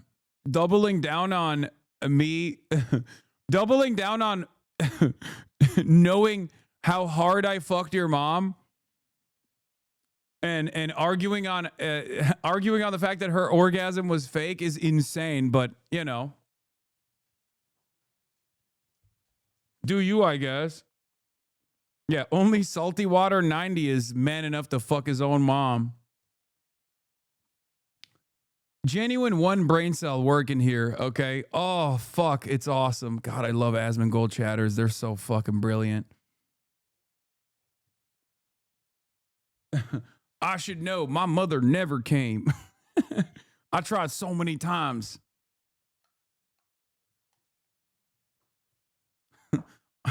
You should have just quietly moved away, you know? What is this? He stole your take on white women? The left needs to accept and learn to weaponize white women? Oh, no, I've been on this. I've been on the fucking Karen brigade for a long time now. Weaponized Karens. What we're dealing with on the white women are the most powerful force in this goddamn country, okay? This is, I stand on that. dealing with what we're dealing with on the ground, all over. That's right. Actually, I'm very respectful, and you're not respectful at all in any way. I just want to ask, do you believe White women vanguard, dude? Everybody talks a big game about revolution now, okay? None of y'all have that energy. White women do. Just weaponize the white ladies. in illegal immigration? Do you think U.S. taxpayers should be funding housing for illegals and medical care? Smart man. He is so intelligent. This man, he's got nothing to say. That woman makes a mean ass dessert salad. Yeah, respect. He's got nothing to say. I got a lot to say. He's a big man. Now, He's a big man. now I'm a Nazi. I love these. Dealing with I love the tactical wine moms, man. Holy fuck. Oh, they're so amazing. They're so fucking amazing. Oh, fuck yeah. All right. Speaking of, speaking of dumbasses, let's get back to Joe Rogan. Let's see if today is the day where Joe Rogan finally pulls the ripcord. Okay. Joe Rogan reacts to the Minneapolis shooting and ICE riots. Now, first statement out of the gates is, let's see if it's complimentary to the administration still, or maybe he's finally pulling off the exit ramp. It's complicated, obviously, but it's also okay. Never mind. Very ugly to watch someone shoot a U.S. citizen, especially a woman, in the face. Right. Where it's like, I'm not that guy. I don't know what he thought. And again, this is a guy who had almost been run over. But it just looked horrific to me. I mean, when people say it's justifiable because the car hit him, it seemed like she was kind of turning the car away. It seemed like she was out of her fucking mind to begin with. That lady seemed crazy. Oh my God, he is still in the cult, dude. He is still Joe Rogan. Even like 6 years ago, Joe Rogan, even 5 years ago, would look at the situation and be like, nah, this is completely fucked up. Okay? Straight up. He is so gone that he's still trying to defend the indefensible. The new unbelievably rare Trump.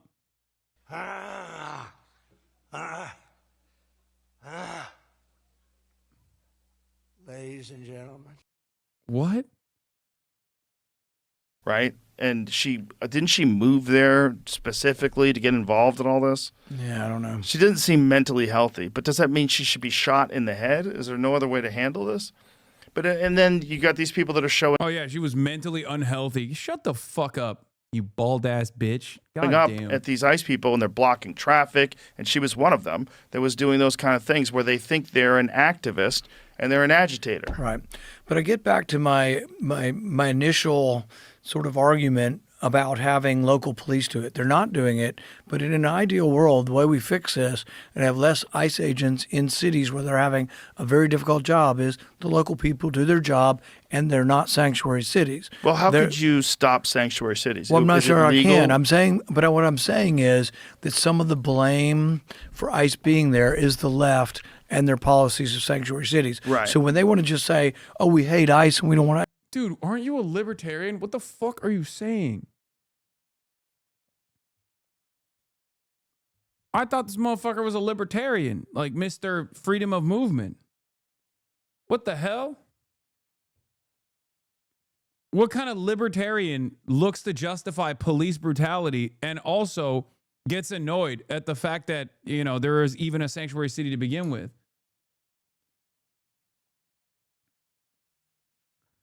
Bro is bootlicking. He's only a libertarian when it comes to taxes and age of consent. ICE in our city, maybe they should be reflecting that ICE is in your city because you're disobeying the law. And when someone is arrested and they're clearly not. Come on, brother. Jesus Christ. Libertarians that argue on whether or not there needs to be a fucking driver's license, going on the Joe Rogan Experience and talking about how, well, if the state punishes you with the oppressive force of militarized ICE units, then you were basically asking for it. What the fuck? God damn, dude. Mr. Don't Tread on Me over here talking about how, well, sometimes treading is fine. Tread on me a little bit. Maybe I was asking for it. Also, the state has a monopoly on violence, and that's why seatbelt laws should be unenforceable. Where you at, dude? Mr. Tread on Me Daddy. Not a citizen, you're not reporting them to ICE. See, it's defiance, it's nullification. They have been nullifying our laws on deportation for years and years, and so now they have something they really dislike. But who brought it upon? My point is the left brought this. It's not an answer, but it's an explanation that the left is. Rand Paul, as he's getting his ass beat by his neighbor that leads over a dispute, over their lawn care. He goes, you're violating the non-aggression principle. Don't you know? You are not supposed to be violating my non-aggression principle by slamming your fist into my chest. Please, stop. I guess he was also asking for it. In the same way that the good people, the American citizens, the good people of Minneapolis, Minnesota were asking for ICE. What happened to Knapp, dude? Bringing this to their cities because they're refusing to enforce the laws. Right, and they don't want those laws. They don't like those laws. They think that once people... Wait, did that happen? Yes. Rand Paul's neighbor came into his house and violated the non-aggression principle by beating his ass in an orderly bout of fisticuffs, okay? He broke his ribs. And the reason for why they fought was because he was not I think he wasn't clearing his leaves or something, and his neighbor got so fucking mad that he walked into his house and beat his ass. Yeah, over raking leaves. Unfortunately, there was no video. Rand Paul is saying that local authorities need to enforce immigration law. He's just lying about sanctuary cities. People here, they should be able to stay. And, you know, this is what my friend Gad Saad calls suicidal empathy. Yep, I follow him. And I think there's a balance. It is suicidal empathy to allow Gad Saad to exist in the Western world, honestly. That is true. He should go live in his favorite country, Israel, instead. Achieved. I just don't know how it gets done.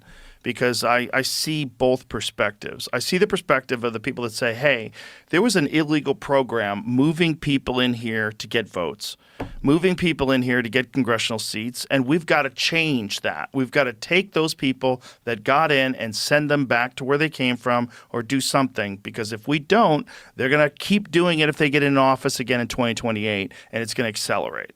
And you're going to have to take away some of the damage that's been done to a true democratic system because you've kind of hijacked it, and they kind of have. And then Does being bald cook your brain? I mean, how do you explain the existence of Northern Lion then? You can't. Anti-bald advocates have no justification or explanation for Northern Lion, who is a wise sage, wise beyond his years, and yet he is bald, okay? Or Slime, or Lenin, Vladimir Ilyich Lenin, famous balds, okay?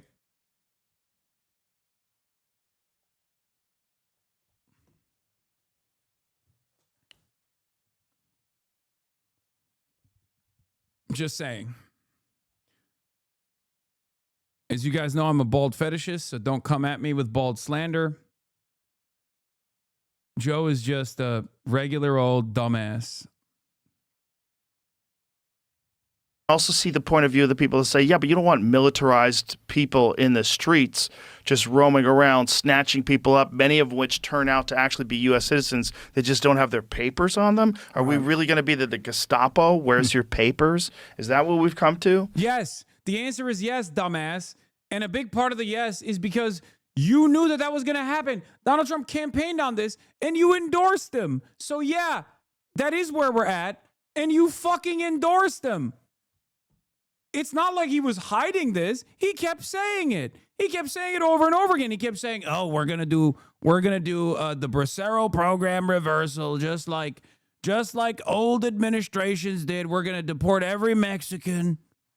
How the fuck do you pull that off logistically? Of course, you're gonna fucking do papers, please, over and over again in American streets. You wanted it, Joe. Now that it's happening, it seems like you don't like it. But instead of fucking recognizing that you have buyer's remorse, you still try to find like a wishy-washy both sides-ist attitude here. Somehow finding a way to fucking blame this on the left. God damn, dude.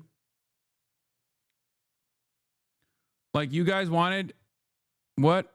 Like you guys wanted, please, during COVID? Brother, you are from a town in Iowa with 775 people. What kind of fucking lockdowns did you experience? Shut the fuck up. I still drove over to your backwater ass town to fuck your mom and your dad during the COVID lockdowns, okay? And yes, they got vaccinated. They didn't tell you. Just like your mom lies to you when she says that her orgasms with me weren't real, okay?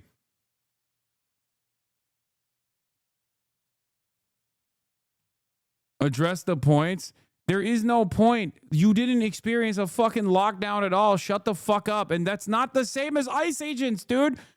To be fair, the federal government should have actually broken down your door and forcibly inoculated you. If that's your ask here, I think the federal government should have busted through your goddamn door, sat your bitch ass down, and inoculated you by force. Okay? That's what I think. That's what I think. I think they should have done that. Yeah, 100%. They should have given you the gay vaccine, okay? The gay autism vaccine, so you could be as gay and as autistic as the rest of us. The only shots that your mom received are the back shots that I gave her. So it's more complicated than I think people want to admit. You know, people want to look at this as a black and white issue. I'm from a town like that, and police were pulling people over if they left their house at all during weeks of COVID. Brother, what are we talking about, dude? You're still holding on to resentment from like 4 fucking years ago for epidemiologist-backed healthcare measures at a time when there was a fucking novel virus that was actually killing your stupid, fat, diabetic parents. Shut the fuck up. Get over it. Get the fuck over it. Build a fucking bridge in this goddamn crippled infrastructure and get the fuck over it right now. It's been 6 fucking years. God damn, the amount of fucking resentment that Americans experience when they were literally unable to get their Cheesecake Factory treats for like a week at most has been carried over into bringing about a fucking fascist government. Fuck. You people are irredeemable. I like how you can't construct a valid point, so you scream. Brother, your inability to understand the point that I'm making right now does not mean that it's not a valid point. Show one example of Rogan ever endorsing Trump, not having him on the podcast, but actually endorsing.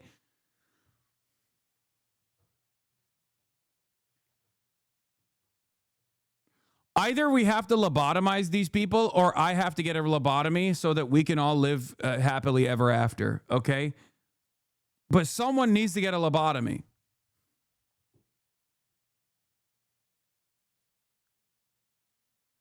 Brother, Joe Rogan was at the fucking inauguration. He openly endorsed Donald Trump. What the fuck are you talking about?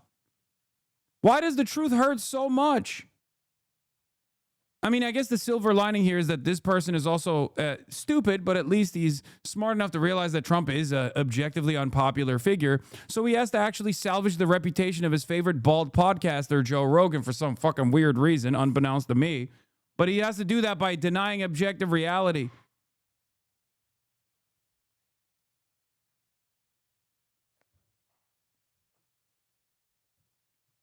Joe Rogan endorses Trump on the eve of the election. Oh my God. Will this chatter say, I'm sorry, or will he say, CNN fake news? And then I'll play the video, and then he'll still go, well, okay, but it was appropriate because Donald Trump is the president. Sucks to suck, libtard. Okay, I'll tell you exactly how this is going to play out.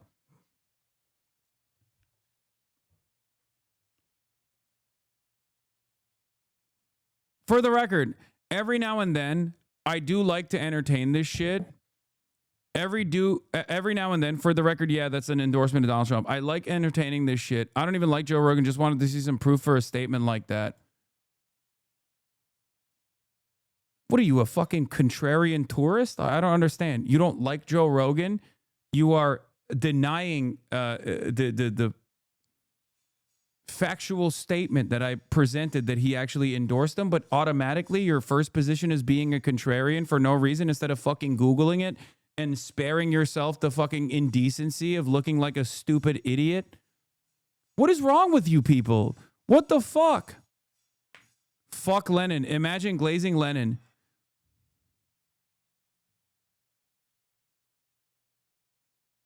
You couldn't even be the fucking pinky of Vladimir Lenin. Do you understand? The man that he was. You are not even you are not even the same type of organism in comparison to the man that Vladimir Lenin was. You're nothing.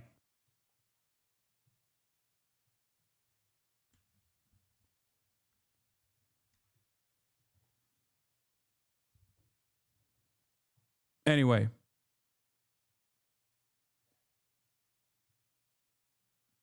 I'll be back for you bitch-ass Nazis later. Going to go watch something that isn't evil. Aw, he's crying. We heard his fifis. I like that the guy who was in Asmongold's chat talking about how like white genocide is happening and we must preserve the white existence is over here calling us Nazis. Brother, what the fuck do you think the Nazis were about? They were just as fucking stupid and just as evil as you are in the exact same direction. The problem that I have with a lot of these people nowadays is that they can't even like consistently argue on a position. You know what I mean? There's not even like any sort of like ideological counter here. There's no coherent worldview. There's no moral system that you can entertain. There's nothing. It's just pure reactionary response in the purest way. The average American has become just like an NPC style bot that just responds to you by saying, nah, you're wrong, over and over again. You literally just advocated for forced inoculations at the point of a gun? Yes, dude, I did. I was joking, but honestly, you probably should be lobotomized. Let's be real. Which is kind of like a vaccine, an intelligence vaccine for you. I used to think Hasan was sort of wrong until I spent some time in Asma's chat and saw real evil.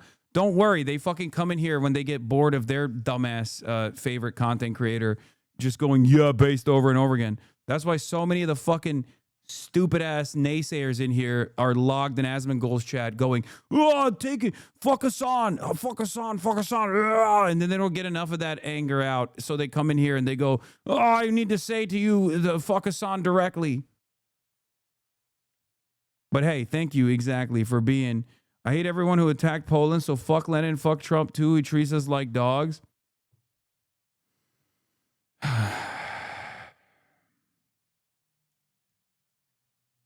Be kind to him. He's Polish, okay? He doesn't mean it.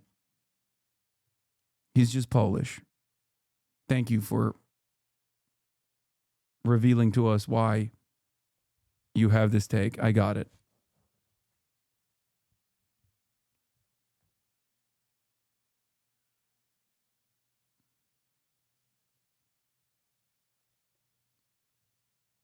He's just Polish. He doesn't mean it.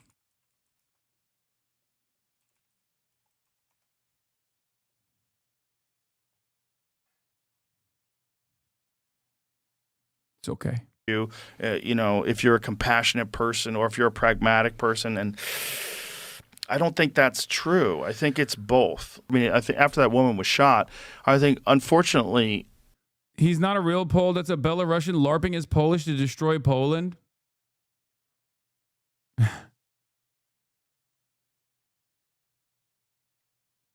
Well, everything's unfortunate about it, right? But one of the real problems is now ICE are villains, and now people are looking at them like murderous military people that are on the streets of our city, and they're masked up, which is also a problem, right?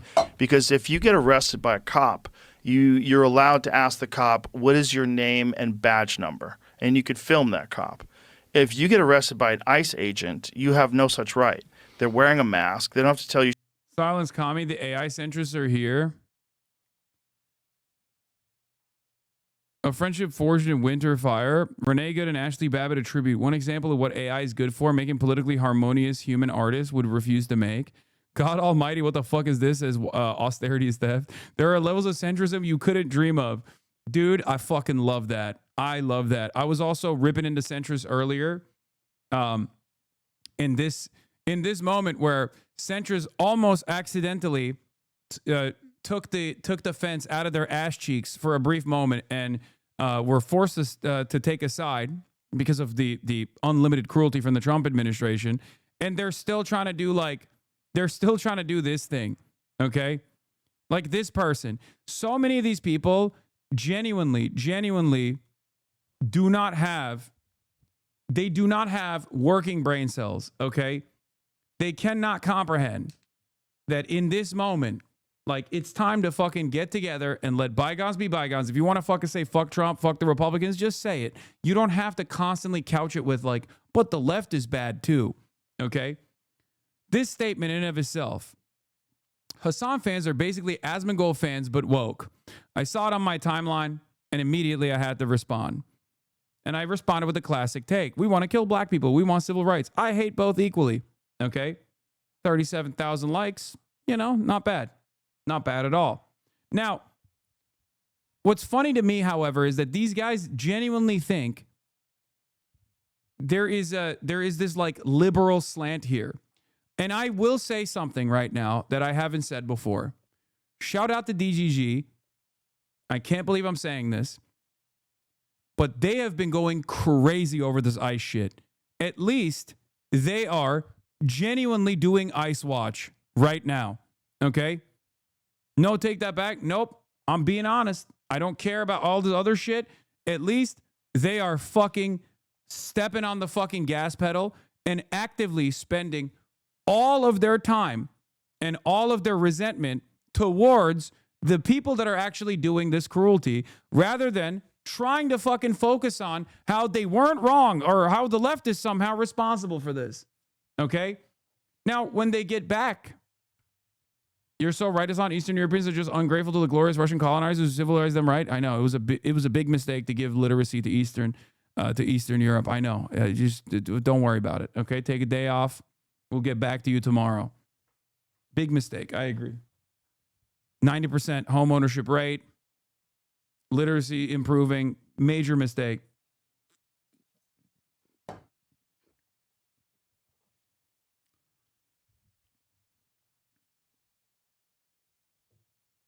Horrible take us on. The people that actively make your life worse shouldn't be praised for being right once in a blue moon. I hope that they will continue. I hope that they will continue to tackle the real issues. Okay? They will continue to tackle the real issues. The real people who have power. Okay?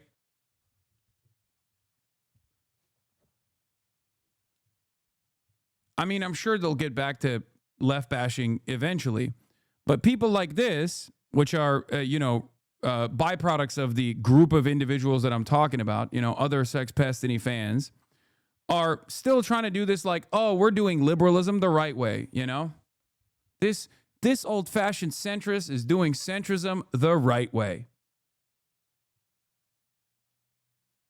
I'm not sure if improvement of life is a valid reason for taking over another nation. Wait, didn't I just fucking ban this guy? Is this another guy? Did he just come in with a second alt?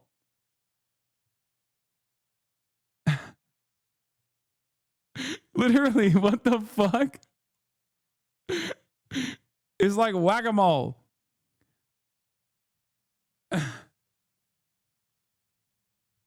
Okay, if you come in with another sock, I'm not gonna ban it. Cause respect. That was 501. This is 502.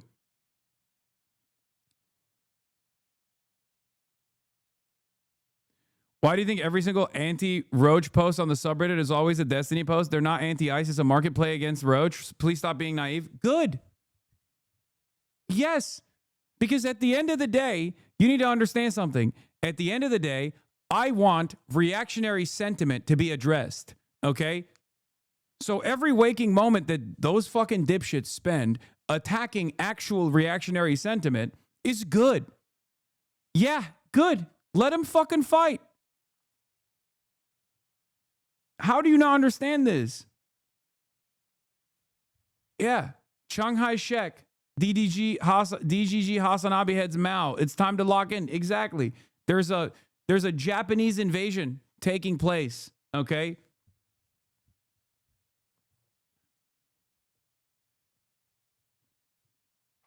The Kuomintang is for once working instead of is once working not to reassert the powers of the landed gentry, but instead fighting to purge the Japanese occupiers, okay?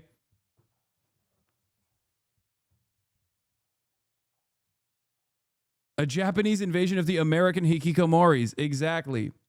Leftist when anyone attacks the right? No, stop, Hassan. No, that's what I'm saying. If you have Kuomintang, bro, your pronunciation is so American, shut up.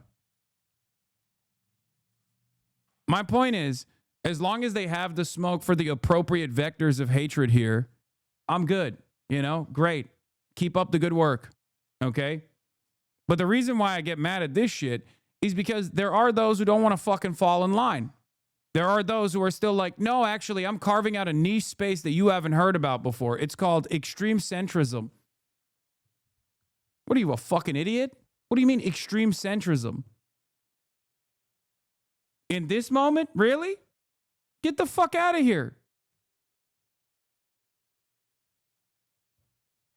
The DD Kuomintang has taken the time out of doing and justifying sex crimes to do something positive. Yeah, I'll take it. I'll take it every day.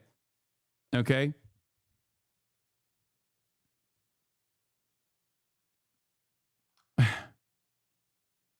It's just so strange. It's so strange to me that these people still try to like carve out this like niche space. Extreme centrism hasn't been tried. Okay?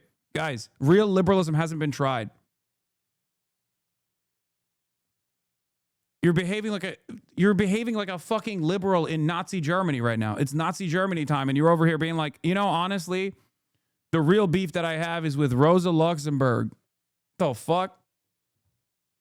That shit already happened, dumbass. The fuck's wrong with you? It already happened and it was an abject failure. Wake up. Learn from the fucking lessons.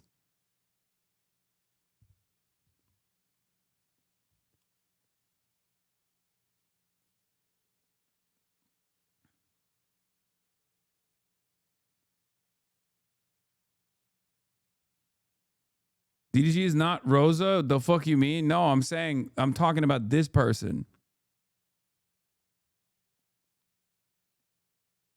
Anyway.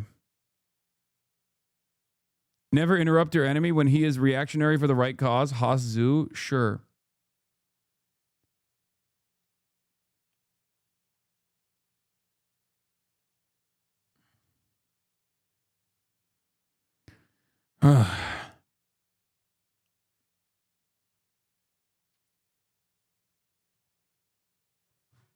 Honestly, don't know what you mean. They're still attacking you every day. There's no pause. Okay, well, maybe I haven't really seen it. So maybe that's the reason why I'm saying this. But from what I've seen, I'm liking tweets that I never thought I'd be liking from people that I never thought I would actually agree with, okay?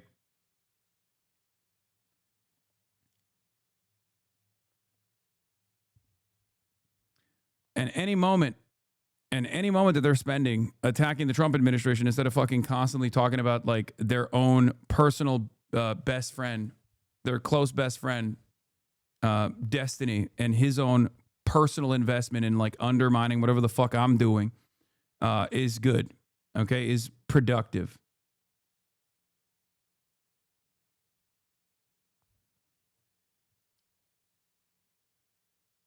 Are you liking tweets from Drew Pavlov? No, that's the only time where I'm actually in favor of serious government enforcement.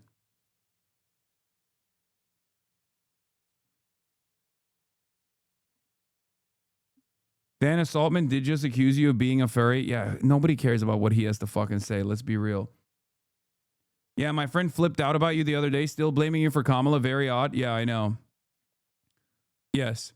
My fault. My fault for not being able to make Kamala Harris a better candidate, because if she had listened to the fucking criticisms that I had, we might not be experiencing this fucking ICE regime and the fascist Gestapo storming through the fucking roads, storming through the fucking streets right now. Sorry. Yeah. I am more powerful than Taylor Swift. Let's be real.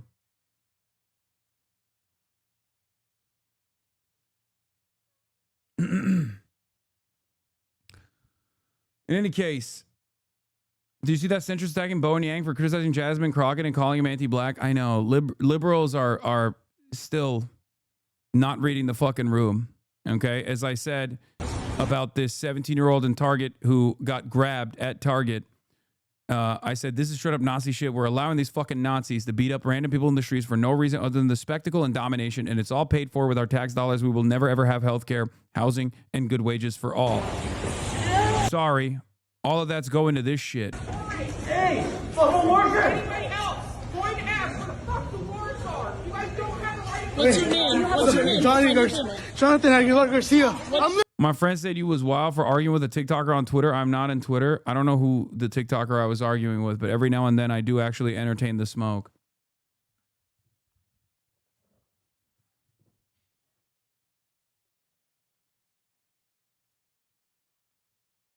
Let's hate on Polish again. It is so fun. We're not doing that. I love Poland. Kurwa.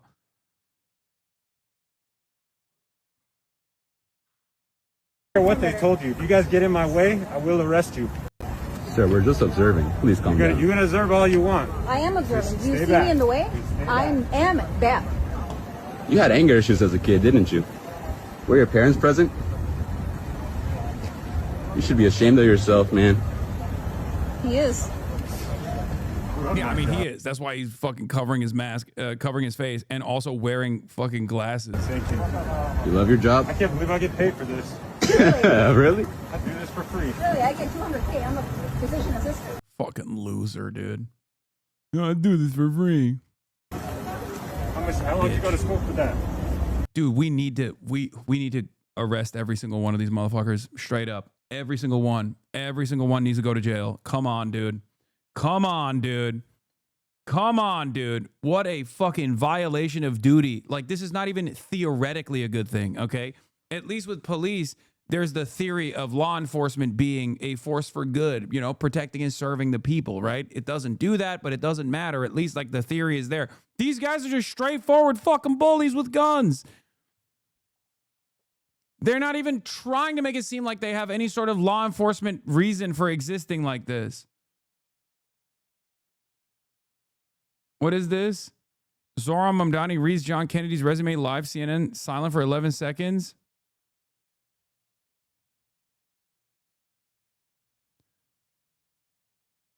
Wait, is this real? Oh, he is gonna do fucking LeBron numbers with wine moms if this is a real thing that took place. I mean, I don't think that that's what happened, but where's the fucking clip? If it was a real thing, it would be a clip. I assume it's like liberal fanfic.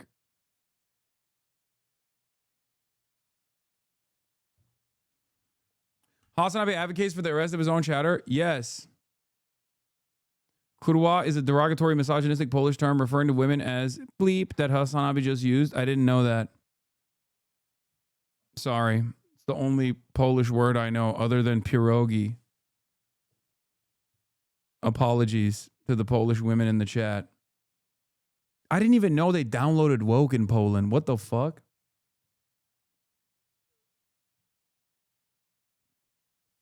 Y'all. Oh, kurwa, sorry. Y'all got woke in Poland? You have bandwidth for woke in Poland? That's awesome. I truly did not know. That's fucking sick.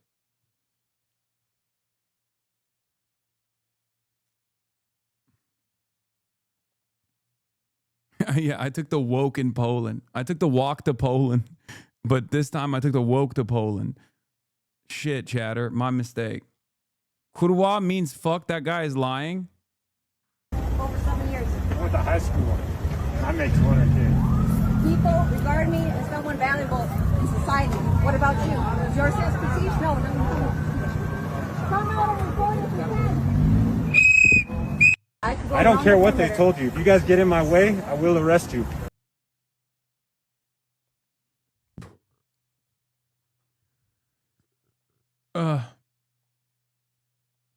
Hog crying over Charlie on a cruise ship.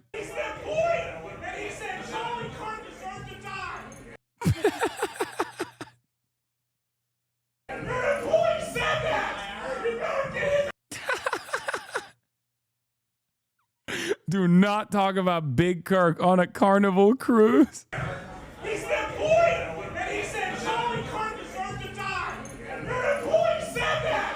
You better get his ass off this ship. You did turn in line and suck his shit. You did. He said Charlie Kirk deserves to die. He's a Carnival employee. That's him. Get his ass out of here. That's him. That's him. That's him. Your employee said Charlie Kirk deserves to die. That's him. Get him off this. That's awesome. Dude, the woke right, the soy right, ladies and gentlemen, freaking the frick out, dude. Whoo! Oh, buddy. Oh, boy. Oh, baby. I love to see it. I love to see it. In front of my spread. I'm carrying the fucking flame. Have you listened to the Charlie Kirk song? Oh, Jesus Christ. Bro is Kirk maxing. No, that's, you guys have never seen a real one carry the flame like this. That's why you're behaving the way you're behaving. Okay? Props where it's due. If any Minnesota politicians want to see what's really happening, they're welcome to come ride along in my ICE patrol. They can watch 20 armed goons jump out from a racing convoy and abduct a random pedestrian, tear gassing half a dozen onlookers in the process, and then tell me how we need this agency. The libs are waking up, man. I mean, they'll still be annoying, but, you know, I'm glad that they're waking up. I'm glad that they're waking up. What is this? That's what we saw. We saw Charlie Kirk catch 8 receptions for 144 yards. Yeah.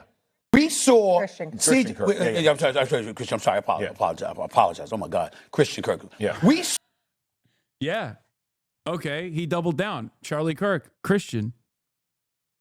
He is the Christian Kirk. He's the only Christian Kirk. He's carrying the fucking flame. He's carrying the fucking flame too. Dude, so many such cases. Many such cases of Kirkification have taken place. There are Charlie Kirks all around for those with eyes to see. Okay? He did catch something. That's what we saw. We saw Charlie Kirk catch 8 receptions for. I thought he catch 1 reception, but 144 yards. Yeah. We saw Christian Kirk. I'm sorry. I apologize. Oh my God, Christian Kirk. Yeah. We saw. That's what we saw. I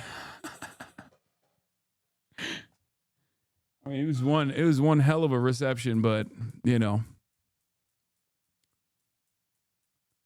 No, it was an incomplete pass. He did it twice.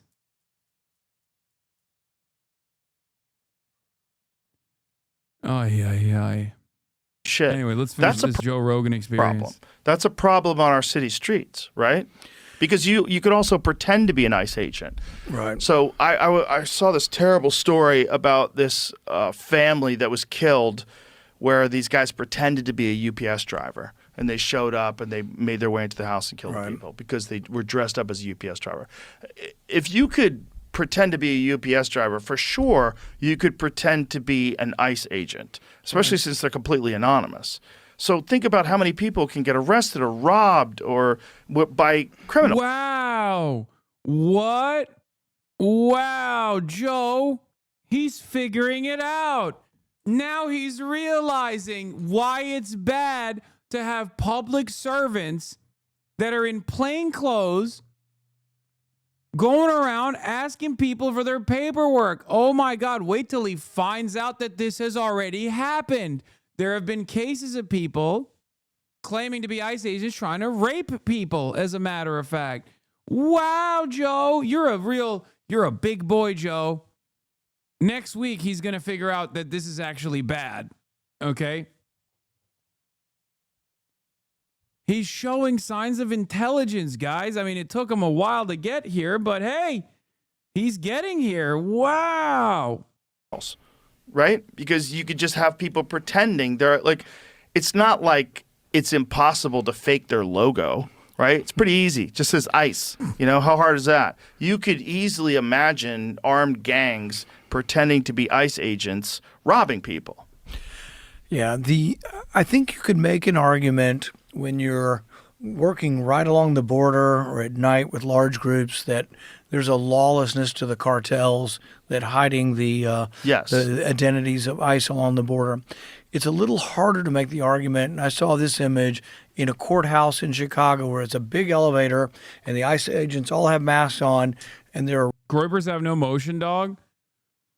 Florida governor fundraising totals: Byron Donalds $45 million, Paul Renner $5.5 million, David Jolly $3 million, Jerry Demings $330,000, James Fishback $950.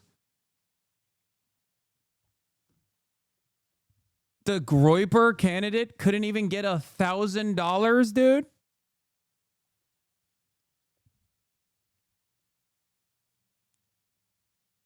It's so funny because there are so many people sincerely telling me, like, you got to look into this James Fishback guy. And I kept saying, he's going to make it, he's going to get like maximum 4%. Maximum. Okay? Not even. I think I'm being too charitable. He's not even getting 4% in fucking Florida. Okay?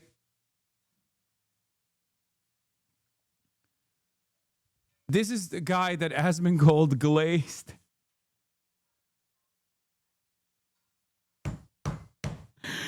This was Asmongold's candidate, dude. Handpicked candidate.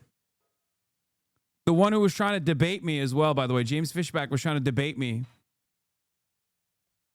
He's very popular in Europe/online.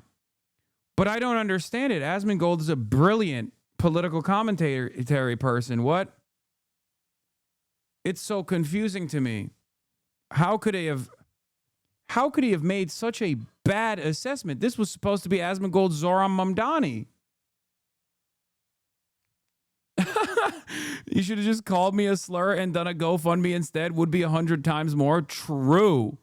Okay, now you're giving James Fishback ideas.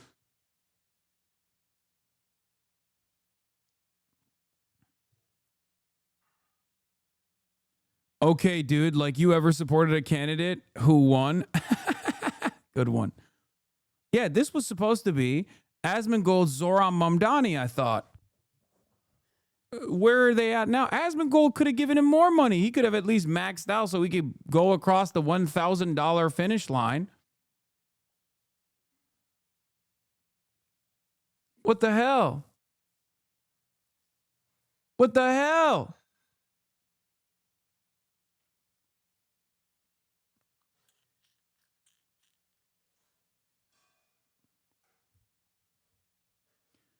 Did you see Dr. Abdul is coming to Hollywood, brother?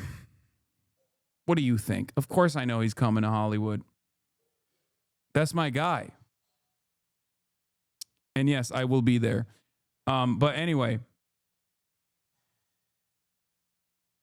Was the 950 from Asman? That'd be pretty funny. If he didn't max out for some weird reason and only give him $950. His campaign manager weighed in. I'm the campaign manager for Fishback for Florida, and this is an absolute lie. We hosted our first fundraiser of the year last Friday at Ritz-Carlton, Singer Island, and I are on track to hit $250,000 in donations. As of the date of this post, last Friday refers to January 9th, 2026. January 9th, 2026 was a date in 2026, not 2025.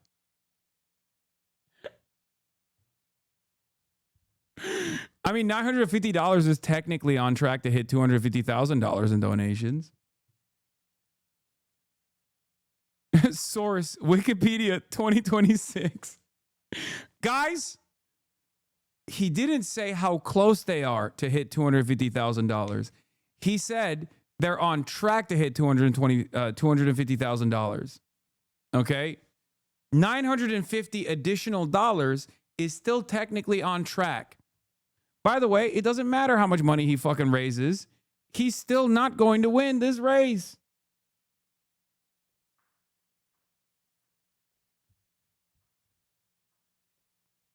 Yeah, the real underdog candidate in Florida is just a straightforward groiper.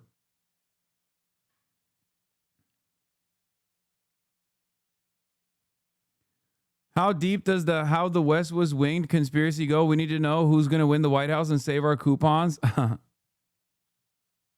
He's toast. He's going after the Gooner contingent. Clout. So he's proposing a sin tax on bops where we would have to pay 50% to the state on top of the 37 I already paid to the government. And I would be more than happy to pay that if multi-billion-dollar corporations were also being properly taxed. But surprise, they're not. I never usually get into beef with me. Oh my God. Wait. Welcome to the resistance, Sophia Rain. What the fuck? Not all heroes wear clothes? Dude, what the hell? Cooked them in the replies. What 50% of Sophie Rain's OnlyFans earnings? I don't want a rounded number, nothing else. Sophie, pay up. It's time to give our public school teachers a raise. You know, you can just request a refund straight from OnlyFans, little bro. No need to poll at 1% about it.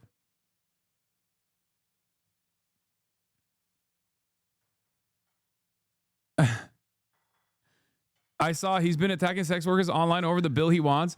It's so funny how extremely online this shit is. Because like who the fuck, like why would you craft something like this? Like why would you craft legislation like this? You are just straight up trying to farm the incels online. Like they're not going to vote for you in Florida, brother. They're not real people. Like craft if you want to win, which by the way, I'm not giving advice to the fucking Nazi here, but you probably need to craft legislation that you know, will garner the attention of constituents, you know, people that want to vote for you, people that actually go outside and vote. You're just so busy doing these dumbass publicity stunts that'll farm a lot of outrage on Twitter and shit. But the Dems told me cool videos like Zoran are the only thing you need to win elections law. I know. This is like another fucking idiot. I mean, he's going to get destroyed.